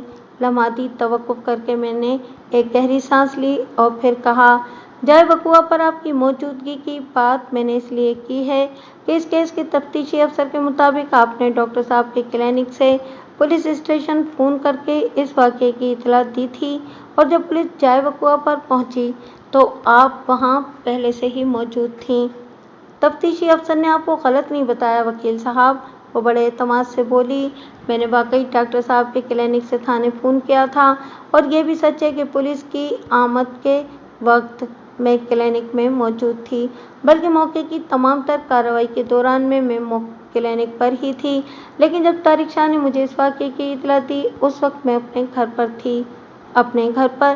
میں نے سرسری انداز میں کہا، پھر پوچھا، آپ کی رہائش کہاں پر ہے؟ ناگن چورنگی کے قریب، اس نے بڑے اعتماد سے جواب دیا۔ آپ کو طارق شاہ نے کتنے بجے اس واقعے کی اطلاع دی تھی؟ اس وقت 5:25 ہوئے تھے، اس نے جواب دیا۔ طارق شاہ نے آپ کو کیا بتایا تھا؟ اس نے کہا تھا کہ ڈاکٹر صاحب کو ان کے عقیدت مند نے قتل کر دیا ہے۔ کیا طارق شاہ نے مذکورہ عقیدت مند کا نام بھی لیا تھا؟ جی ہاں، اس نے اس بات میں گردن ہلائی، مجھے قاتل کا نام حنیف بتایا گیا تھا۔ یعنی؟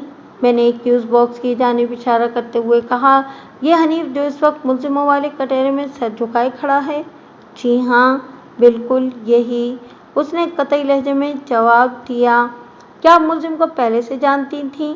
मैंने चुपते हुए अंदाज में पूछा, क्या आपको मालूम है डॉक्टर साहब का ये अकीदतमंद इनके पास किस गर्ज से आया करता था? जी नहीं, वो बड़ी शिद्दत से नफी में गर्दन हिलाते हुए बोली। मैं इस बंदे के बारे में पहले से कुछ नहीं जानती थी। मैंने पहली मर्तबा इसे पुलिस की तहवील में देखा था या इसके बाद अदालत के कमरे में देख रही हूँ। अलबत्ता तारिक शाह ने मुझे इसके बारे में बताया था कि ये इनके पास, मेरा मतलब है कि डॉक्टर साहब के पास पुरस्कार उलूम सीखने आया करता था। क्या आपको यकीन है कि आपके मकतूल शौहर डॉक्टर सलीम फारूकी मुख्तलिफ नौइयत के पुरस्कार उलूम के माहिर थे? मैंने तीखे लहजे में पूछा। जी हाँ, बिल्कुल, वो बड़े वसूख से बोली, ताहम इसके लहजे का खोखलापन नुमायां था। अगर इनमें ये खुसूसियात ना होती तो फिर इनके क्लिनिक पर अकीदतमंदों का हिजूम हरगिज लगा हुआ नजर न आता। हिजूम वाली बात को फार्मूला नहीं बताया जा सकता, मैंने सरसरी अंदाज में कहा। डुगडुगी तमाशा दिखाने वाले हजरात चुटकी बजाते में अपने गिर्द हिजूम लगा लेते हैं। ये तो तमाशा ख़त्म होने के बाद भी किसी की समझ में नहीं आता कि क्या सोचकर उन्होंने अपना कीमती वक्त बर्बाद कर दिया। लम्हाती तवक्कुफ करके मैंने एक गहरी सांस ली, फिर इसकी आंखों में देखते हुए सवाल किया, क्या आप मोअज़्ज़िज़ अदालत को ये बताना पसंद करेंगी कि मकतूल डॉक्टर सलीम फारूकी ने टेलीपैथी, हिप्नोटिज्म, मुस्मेरिज्म और दीगर मावराई उलूम किस यूनिवर्सिटी से सीखे थे? जी, वो गड़बड़ा गई, आप मकतूल की शरीके हयात हैं। मैंने उसे संभलने का मौका नहीं दिया। ये बात आपसे ज़्यादा और कौन नहीं जान सकता कि ये तमाम तर पुरअसरार उलूम डॉक्टर साहब ने कहाँ से सीखे होंगे? मैं गलत तो नहीं कह रहा था ना? वो बात दरअसल ये है जी कि वो सूरत हाल को संभाला देते हुए बोली, ये सारे उलूम उन्होंने अपनी मेहनत और रियाजत से हासिल किए थे। मैं इस बात की गवाह हूँ कि वो अक्सर रातों को जागकर वजीफे और चिल्ले किया करते थे। डॉक्टर साहब बड़े अल्लाह वाले थे। अल्लाह ने इन्हें बहुत सी रूहानी ताकतों से नवाज रखा था। ओहो, सुभान अल्लाह, मैंने इस्तेज़ाई अंदाज में कहा। आज पहली बार मुझ पर और हाज़रीन अदालत पर यह इंकिशाफ हो रहा है कि टेलीपैथी और हिप्नोटिज्म जैसे साइंसी उलूम वजीफ़ों और चिल्लों के रहीने मिन्नत हैं। Objection your honour. मेरी बात मुकम्मल होने से पहले ही वकील इस्तग़ासा ने मुदाखलत की। मकतूल के पास कौन कौन से पुरस्कार उलूम थे और उसने ये उलूम कहाँ से हासिल किए थे, इसका ज़ेर समाअत केस से कोई ताल्लुक़ नहीं। मेरे फाजिल दोस्त खामखा फरीदा खानम से उल्टे सीधे सवाल करके इन्हें हिरासा करने की कोशिश कर रहे हैं। इन पुरस्कार उलूम का ज़ेर समाअत केस से बहुत गहरा ताल्लुक़ है जनाब आली। मुल्ज़िम को टेलीपैथी सीखने का शौक़ था और यही शौक़ इसे मकतूल के क्लिनिक तक ले आया था। लेकिन 3 माह की ख्वारी के बाद जब मुल्ज़िम को महसूस हुआ कि मकतूल इसे बेवकूफ़ बना रहा है तो इसने मकतूल को खुदाफिज कहने का फ़ैसला किया था। चुनांचे वक़ुआ के रोज़ जब वो यही बात कहने मकतूल के क्लिनिक पर पहुंचा तो मकतूल से उसकी मुलाकात नहीं हो सकी, क्योंकि मकतूल खिलाफ मामूल इस रोज़ देर तक सोता रहा था। चुनांचे मकतूल की तरफ से मायूस होने के बाद मुल्ज़िम वापस लौट आया और फिर इसी रात को 8 बजे के करीब मुल्ज़िम को इसके घर से गिरफ्तार कर लिया गया। मैंने थोड़ा वक्फा करके एक आसूदा सांस ली और फिर कहा, जनाब आली, ये तमाम तर तफसीलात गुज़िश्ता पेशियों पर मुअज़्ज़िज़ अदालत के सामने दोहराई गई हैं और अदालत के रिकॉर्ड पर मौजूद हैं। फरीदा बीबी, जज ने मकतूल की बेवा से मुखातिब होते हुए कहा, तो आप ये कहना चाह रही हैं कि ये तमाम उलूम आपके मकतूल शौहर ने अपनी मदद आपके तहत सीख रखे थे? जी जी सर, वो सर को अस्बाती जुम्बिश देते हुए बोली, बिल्कुल मेरा यही मतलब था बेग साहब। जज मेरी तरफ देखते हुए बोला, प्लीज़ प्रोसीड। फरीदा खानम साहिबा, मैंने अपनी जरा को आगे बढ़ाते हुए गवाह से सवाल किया, आप जाए वक़ुआ यानी अपने शौहर के क्लिनिक पर कितने बजे पहुंची थीं? 5:45 बजे, उसने जल्दी से जवाब दिया। तारिक शाह ने 5:25 पर मुझे इस वाक़ये की इत्तला दी थी और यह खबर सुनते ही मैं फ़ौरन घर से निकल पड़ी थी। नागन चौरंगी से शादमान ज़्यादा दूर नहीं, इसलिए मैं 20 मिनट में बड़ी आसानी से क्लिनिक पर पहुंच गई थी। फरीदा साहिबा, एक बात तो आप भी तस्लीम करेंगी कि कोई बिलावजह किसी को कत्ल नहीं कर सकता। मैंने मकतूल की बेवा की आंखों में झांकते हुए पूछा, क्या आप मोअज़्ज़िज़ अदालत को बताना पसंद फरमाएंगी कि मुलजिम की आपके शौहर के साथ ऐसी कौन सी दुश्मनी थी जिसकी बिना पर उसने डॉक्टर सलीम फारूकी को मौत के घाट उतार दिया? मेरे इल्म में तो ऐसी कोई बात नहीं, वो बड़ी सादगी से बोली। तारिक शाह ने आपको इस बारे में कुछ तो बताया होगा? जी बिल्कुल नहीं, उसने नफी में गर्दन हिला दी। आपने पहली मर्तबा मुलजिम को पुलिस की तहवील में उस वक्त देखा जब इसे आपके शौहर के कत्ल के इल्जाम में गिरफ्तार किया गया था। मैंने बदस्तूर उसकी आंखों में देखते हुए कहा, इससे पहले आपने कभी इसको देखा और न ही इसके बारे में कुछ जानती थी। मैं गलत तो नहीं कह रहा फरीदा साहिबा? जी नहीं, आप बिल्कुल ठीक कह रहे हैं, वो तायती अंदाज में गर्दन हिलाते हुए बोली। लेकिन मुलजिम ने आपको पहले भी एक मर्तबा देख रखा है, मैंने हनीफ से हासिल होने वाली कारआमद मालूमात की रोशनी में कहा। जब 2 माह पहले आपने, मेरा मतलब है कि बकुआ से 2 माह पहले आपने क्लिनिक पर ताबिंदा नामी एक हसीन और जमील औरत के साथ झगड़ा किया था। इन दिनों मुलजिम ने नया नया क्लिनिक आना शुरू किया था, देखा होगा, वो बेपरवाही से बोली। ये कौन सी खास बात है?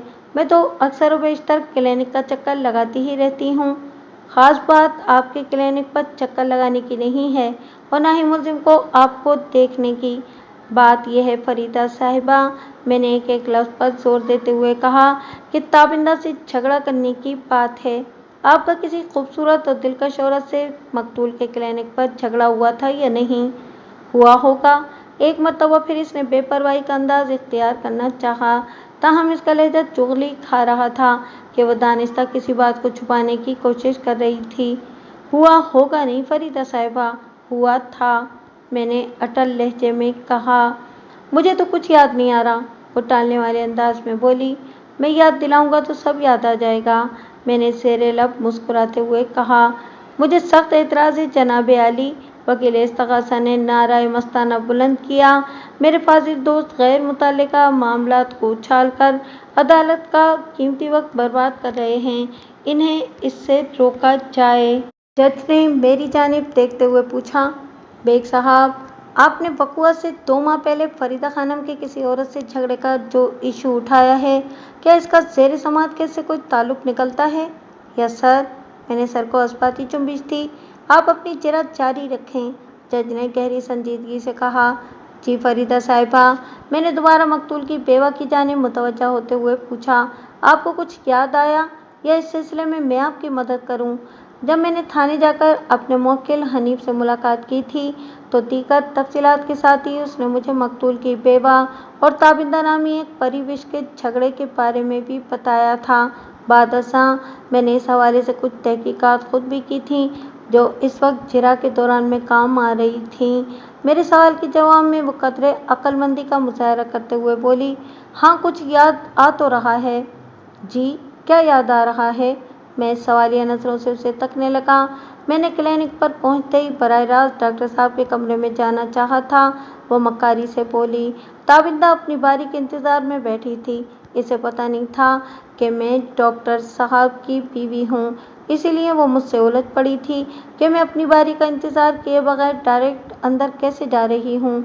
इसी बात पर हमारे दरमियान तल्ख कलामी हो गई थी, लेकिन जब इसे हकीकत का पता चला तो मामला रफे दफे हो गया था। आप कुछ झूठ बोलते हुए ज़रा भी शर्म नहीं आ रही? मैंने तंज़िया अंदाज में कहा। मैंने कौन सा झूठ बोला है?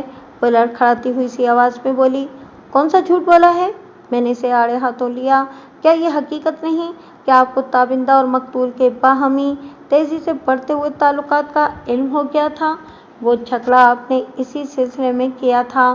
क्लिनिक से किसी ने आपको इतला दी थी कि इस वक्त ताबिंदा आपके शौहर से मिलने आई हुई है। आप पाने वाहिद में वहाँ पहुँची और खूब हंगामा आराई की कि नहीं?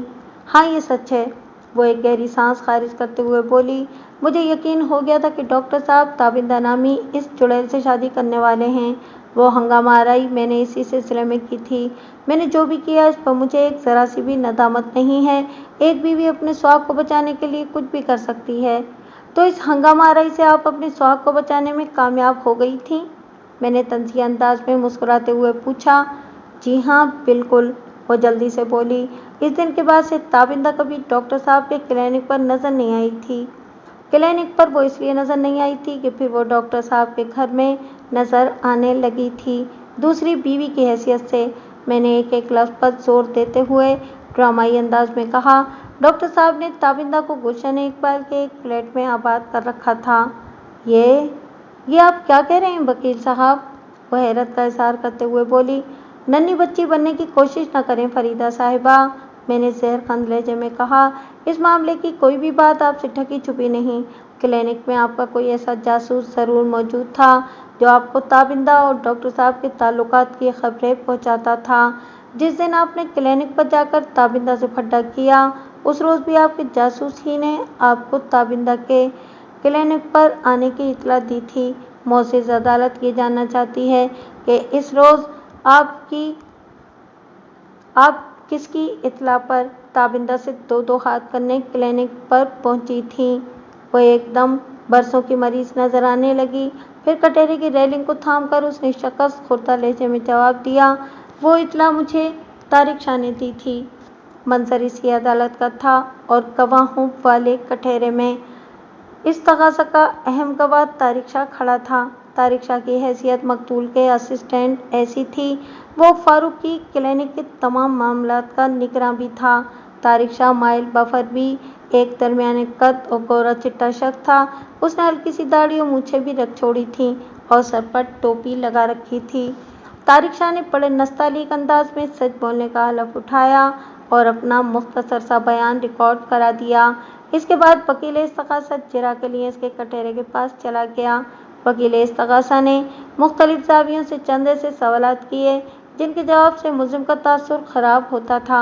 मसलन ये कि मुल्ज़िम एक आवारा, गैर संजीदा और खिसका हुआ नौजवान था। मकतूल ने कई बार उसे अपने पास से भगाने की कोशिश की थी, ताहम वो खपती फिर चला आता था, वगैरह वगैरह। वकील इस्तग़ासा ने अपनी जिरा ख़त्म की तो मैं जज की इजाज़त हासिल करके विटनेस बॉक्स के पास चला गया और उसकी आंखों में देखते हुए सवाल किया, शाह जी, क्या ये सच है? क्या आप मकतूल के काबिल-ए-एतमाद साथी, उसके दस्ते रास्त और असिस्टेंट थे? जी हाँ, ये दुरुस्त है, वो भराई हुई आवाज़ में बोला। मुझे डॉक्टर साहब की मौत का दिली सदमा है। अफसोस कि मैं आपके इस सदमे को कम करने के लिए किसी किस्म की मरहमकारी नहीं कर सकता, मैंने सख्त लहजे में कहा।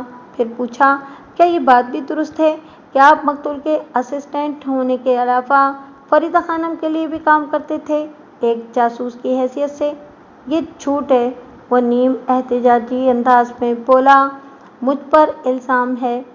ठीक है, मैं आपकी बात का यकीन कर लेता हूँ, मैंने गैर महसूस अंदाज में तारिक शाह के गिर्द घेरा तंग करते हुए कहा। अगर ये झूठ है कि आप फरीदा खानम के लिए जासूसी किया करते थे, तो फिर आप मुअज़्ज़िज़ अदालत को बताएं कि सच क्या है।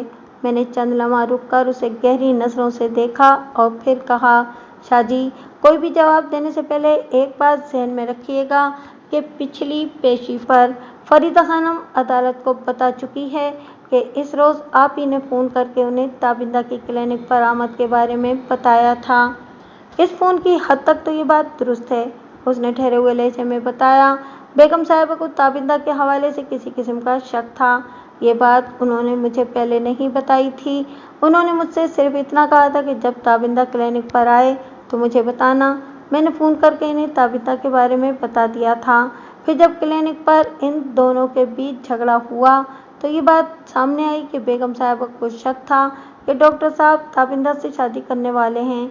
ये कहना बिल्कुल गलत होगा कि मैं बेगम साहिबा के लिए किसी जासूस की हैसियत से काम कर रहा था।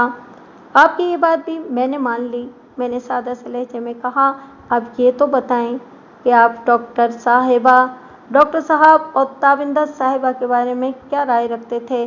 क्या इनके बीच में शादी के हवाले से किसी किस्म की खिचड़ी पक रही थी? जी, मैं इस बारे में कुछ नहीं जानता, वो नफ़ी में गर्दन हिलाते हुए बोला।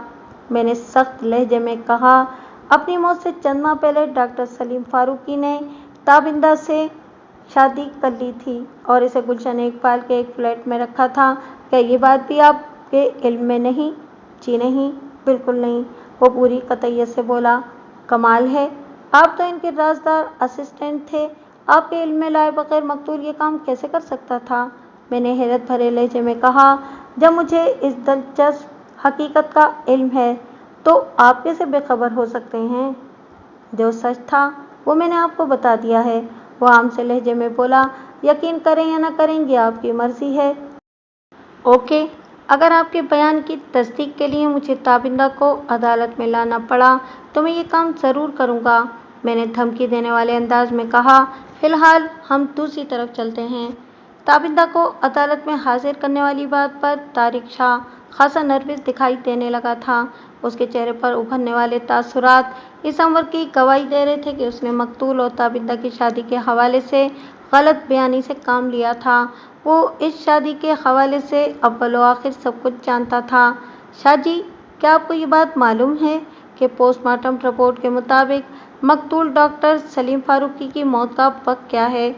17 अप्रैल की सपहर 4 और 5 बजे के दरमियान, उसने बड़े एतमाद से जवाब दिया।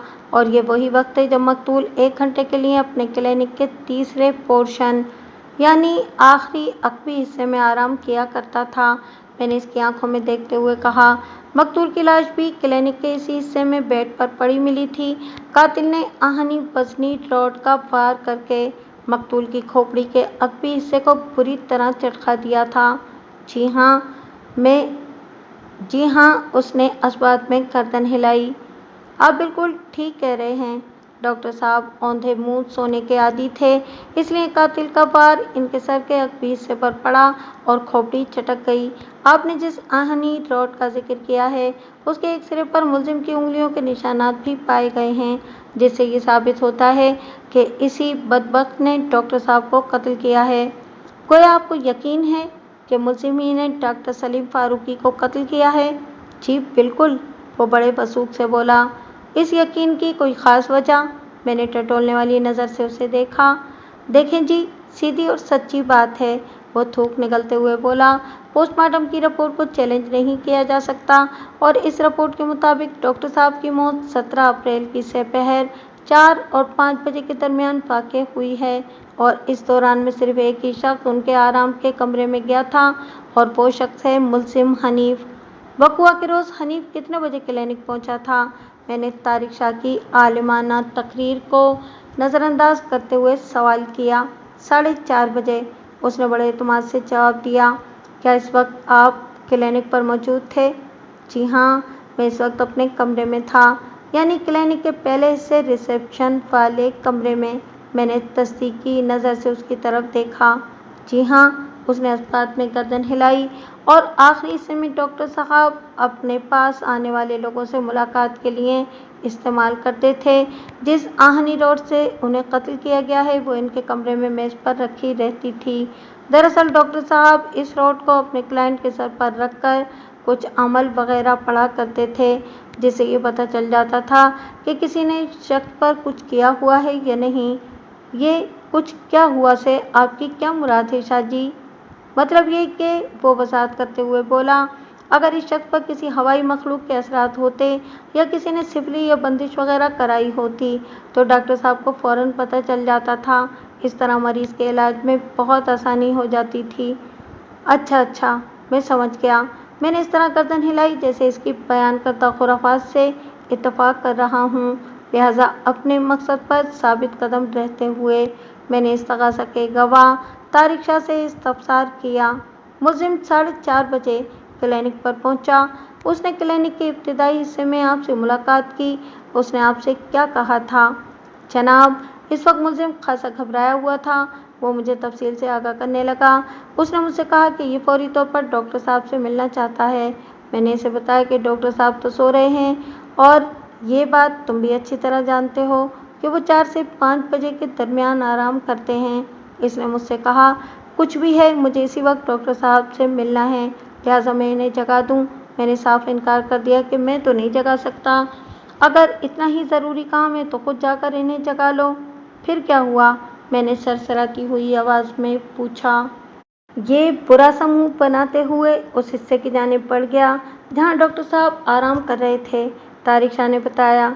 थोड़ी देर के बाद ये वापस आया और बताया कि डॉक्टर साहब से बात हो गई है, फिर ये क्लिनिक से वापस चला गया था। ज़रा सोच कर बताएं शाह जी, मैंने नहायत ही ठहरे हुए लहजे में कहा। آپ کے خیال میں ملزم زیادہ سے زیادہ کتنی دیر کلینک پر رکا ہوگا؟ بمشکل 5 منٹ، اس نے جواب دیا۔ زیادہ سے زیادہ 6-7 منٹ، میں نے روئے سخن جج کی جانب موڑتے ہوئے کہا۔ جناب عالی، وقوع کے روز ملزم نے سپہر 3:30 بجے سے لے کر 4:45 بجے تک کا وقت اپنے ایک دوست احمد شیخ کے ساتھ جائے وقوع سے 5 کلومیٹر دور گلشن اقبال کے ایک ریسٹوران میں گزارا تھا، لہٰذا یہ ممکن ہی نہیں کہ وہ 4:30 بجے سے لے کر 4:35 یا 4:40 پر فاروقی کلینک میں موجود رہا ہو۔ احمد شیخ عدالت کے کمرے کے باہر موجود ہے، میں گواہی کے لیے اسے اندر بلانا چاہتا ہوں۔ اجازت ہے، جج نے اپنے مخصوص بھاری بھرکم لہجے میں کہا۔ آئندہ 10 منٹ کے اندر احمد شیخ نے صفائی کی گواہ کی حیثیت سے عدالت میں پیش ہو کر حقیقت حال بیان کر دی۔ ملزم نے وقوع کے روز جو 1.25 گھنٹے کا وقت اپنے دوست احمد شیخ کے ساتھ ریسٹوران میں بیٹھ کر چائے پیتے ہوئے گزارا تھا، شیخ احمد نے اس کی تفصیل بڑے جامع انداز میں پیش کر دی۔ شیخ احمد کی گواہی مکمل ہونے کے بعد میں دوبارہ طارق شاہ کی جانب متوجہ ہو گیا۔ جی شاہ صاحب، اب آپ کیا کہیں گے؟ جو سچ تھا وہ میں نے بتا دیا، وہ خفگی آمیز انداز میں بولا۔ یقین کرنا یا نہ کرنا آپ کا کام ہے، میں نے درست لہجے میں پوچھا۔ تو آپ کے خیال میں صفائی کے گواہ شیخ احمد نے غلط بیانی سے کام لیا ہے؟ جی ہاں، 100%، وہ بڑے وثوق سے بولا۔ آپ کو کب پتہ چلا کہ ڈاکٹر سلیم کو موت کے گھاٹ اتارا جا چکا ہے؟ میں نے جارحانہ انداز میں پوچھا۔ ڈاکٹر صاحب 5 بجنے سے 10 منٹ پہلے خود ہی اٹھ جایا کرتے تھے اور ٹھیک 5 بجے وہ فریش ہو کر اپنی سیٹ پر براجمان ہو جاتے تھے، وہ وضاحت کرتے ہوئے بولا۔ جب تک وہ فریش ہوتے، میں ان کے کمرے کی کرسیوں، ٹیبل وغیرہ کو سیٹ کر دیا کرتا تھا، لیکن وقوع کے روز جب وہ مقررہ وقت پر بیدار نہیں ہوئے تو مجھے تشویش ہوئی۔ ملزم تھوڑی دیر پہلے بتا کر گیا تھا کہ ڈاکٹر صاحب سے اس کی بات ہو گئی ہے، اس وقت تو ڈاکٹر صاحب کو بیدار ہی ہونا چاہیے تھا، پھر وہ سامنے کیوں نہیں آئے؟ اسی سوال کے جواب کے لیے میں جا کر کلینک کے اس حصے میں جھانکا جہاں وہ آرام کیا کرتے تھے، اور اسی وقت مجھ پر یہ حقیقت آشکارا ہوئی کہ انہیں بڑی بے دردی سے موت کے گھاٹ اتار دیا گیا تھا۔ آپ نے کتنے بجے ان کے آرام دہ کمرے میں جھانکا تھا؟ میں نے تیز لہجے میں پوچھا۔ اس نے جواب دیا، اس وقت 5 بجنے میں 5 منٹ باقی تھے۔ ڈاکٹر سلیم فاروقی کے قتل کا انکشاف ہونے کے بعد آپ نے سب سے پہلے کون سا کام کیا تھا؟ میں نے لہجے میں درستی کو شامل رکھتے ہوئے پوچھا۔ میں نے فوراً بیگم صاحبہ کو فون کیا تھا، وہ جلدی سے بولا۔ پہلی بیگم صاحبہ یا دوسری بیگم صاحبہ؟ پہلی بیگم صاحبہ فریدہ خانم کو۔ وہ اچانک جملہ ادھورا چھوڑ کر ایسی نظر سے مجھے تکنے لگا جیسے اس سے کوئی سنگین جرم سرزد ہو گیا ہو۔ بہت خوب شاہ جی، میں نے استہزائی انداز میں کہا۔ تھوڑی دیر پہلے تو آپ بڑے دعوے کے ساتھ یہ کہہ چکے ہیں کہ آپ کو مقتول اور تابندہ کی شادی کا کچھ علم نہیں، اور اب پہلی بیگم اور دوسری بیگم کا حساب بخوبی بیان کر رہے ہیں، یہ کیا انداز ہے شاہ جی؟ میں کنفیوز ہو گیا تھا، وہ کپ کپاتی ہوئی آواز میں لنگڑی وضاحت کرتے ہوئے بولا۔ میرا مطلب یہ تھا کہ میں نے ڈاکٹر صاحب کی بیگم فریدہ خانم کو فون کیا تھا۔ شاہ جی، آپ کنفیوز ہو نہیں گئے تھے، بلکہ ابھی تک کنفیوز ہیں، میں نے اس کی آنکھوں میں جھانکتے ہوئے طنزیہ لہجے میں کہا۔ خیر، میں بھی آپ کو اتنی آسانی سے چھوڑنے والا تو ہوں نہیں۔ تو آپ نے ڈاکٹر سلیم فاروقی کو مردہ حالت میں پڑے دیکھ کر فوراً ان کی بیگم فریدہ خانم کو اس واقعے کی اطلاع دی تھی؟ جی میں نے ایسا ہی کیا تھا، وہ قدرے سنبھلتے ہوئے بولا۔ آپ نے 5 منٹ کم 5 پر ڈاکٹر سلیم فاروقی کو مردہ حالت میں پڑے دیکھا، میں اسے سنبھلنے کا موقع نہیں دے سکتا تھا، اور فوراً آپ نے فریدہ خانم کو فون کر دیا، یعنی جب آپ نے یہ فون کیا تو اس وقت 5 بجنے میں 4 منٹ ہوں گے، یا 3 یا 2 یا زیادہ سے زیادہ 5 بج چکے ہوں گے، ہے نا؟ جی ہاں، اس سے زیادہ نہیں، وہ اس بات میں گردن ہلاتے ہوئے بولا۔ لیکن فریدہ خانم نے تو اپنے بیان میں معزز عدالت کو یہ بتایا ہے کہ آپ نے ٹھیک 5:25 پر انہیں فون کیا تھا اور وہ ٹھیک 5:45 بجے کلینک پر موجود تھیں، آپ اس سلسلے میں کیا کہیں گے؟ میں کیا کہہ سکتا ہوں؟ وہ کٹہرے کی ریلنگ کو تھامتے ہوئے بولا۔ اس کے چہرے پر بے پناہ خوف ابھر آیا تھا۔ آپ کیوں نہیں کچھ کہہ سکتے؟ میں نے نفرت بھری نظر سے اسے گھورا۔ بڑے آرام سے کہہ دیں، کہ وقت کے معاملے میں فریدہ خانم جھوٹ بول رہی ہیں، جیسا کہ ملزم نے جھوٹ بولا تھا کہ وہ 3:30 بجے سے لے کر 4:45 بجے تک گلشن اقبال کے ایک ہوٹل میں بیٹھا ہوا تھا۔ پانی وہ کٹہرے کی ریلنگ کو تھامے تھامے اپنے خشک ہوتے ہوئے ہونٹوں پر زبان پھیرتے ہوئے منمنایا، پانی ملے گا، ضرور ملے گا، مگر سچ بولنے کے بعد میں نے ایک ایک لفظ پر زور دیتے ہوئے کہا، بتاؤ تم نے ڈاکٹر سلیم فاروقی کو کیوں قتل کیا؟ اس سے پہلے کہ وہ میرے سنسنی خیز سوال کے جواب میں کچھ کہتا، اس کی ٹانگیں کپ کپائیں اور وہ دھڑام سے کٹہرے کے فرش پر گرا اور بے ہوش ہو گیا۔ پچھلی پیشی پر میرے تیکھے سوالات اور طارق شاہ کے ڈرامائی طرز عمل نے اس کیس کا نقشہ پوری طرح کھول کر رکھ دیا تھا۔ جج نے طارق شاہ کو شامل تفتیش کرنے کے احکام صادر کر دیے تھے۔ جب شاہ جی کی گردن چھری کے نیچے آئی تو اس نے اپنی زبان سے حقیقت حال بیان کر دی۔ ڈاکٹر سلیم فاروقی کے قتل کا اقرار کرتے ہوئے اس نے بتایا کہ یہ کام اس نے فریدہ خانم کی شے پر کیا تھا۔ آلۂ قتل یعنی وہ آہنی راڈ جو مقتول کی میز پر رکھی رہتی تھی، چند روز پہلے طارق شاہ نے اس پر ملزم کی انگلیوں کے نشان حاصل کر کے اسے غائب کر دیا تھا اور ڈاکٹر کے استعمال کے لیے اس کی جگہ اس کی جڑواں راڈ میز پر رکھ دی تھی۔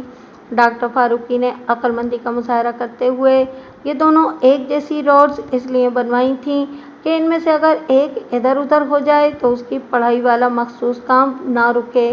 فاضل راڈ طارق شاہ کی تحویل میں رہتی تھی، لہٰذا اسے اس ادلا بدلی میں کسی قسم کی مشکل پیش نہیں آئی اور اس نے دستانے پہن کر اس آہنی راڈ سے اوندھے سوئے ہوئے ڈاکٹر کو موت کے گھاٹ اتار دیا، جس کے ایک سرے پر ملزم کے فنگر پرنٹس موجود تھے۔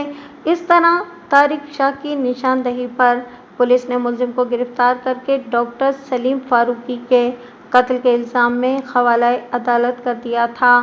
جب طارق شاہ کے اقبال جرم پر فریدہ خانم کو شامل تفتیش کیا گیا تو پہلے تو وہ اس بات سے انکار کرتی رہی کہ وہ بھی شریک سازش ہے، لیکن جب پولیس نے اپنے مخصوص تفتیشی ہتھ کنڈے سے استعمال کیے تو وہ زیادہ دیر مزاحمت نہ کر سکی اور اسے بھی اقبال جرم کرتے ہی بنی۔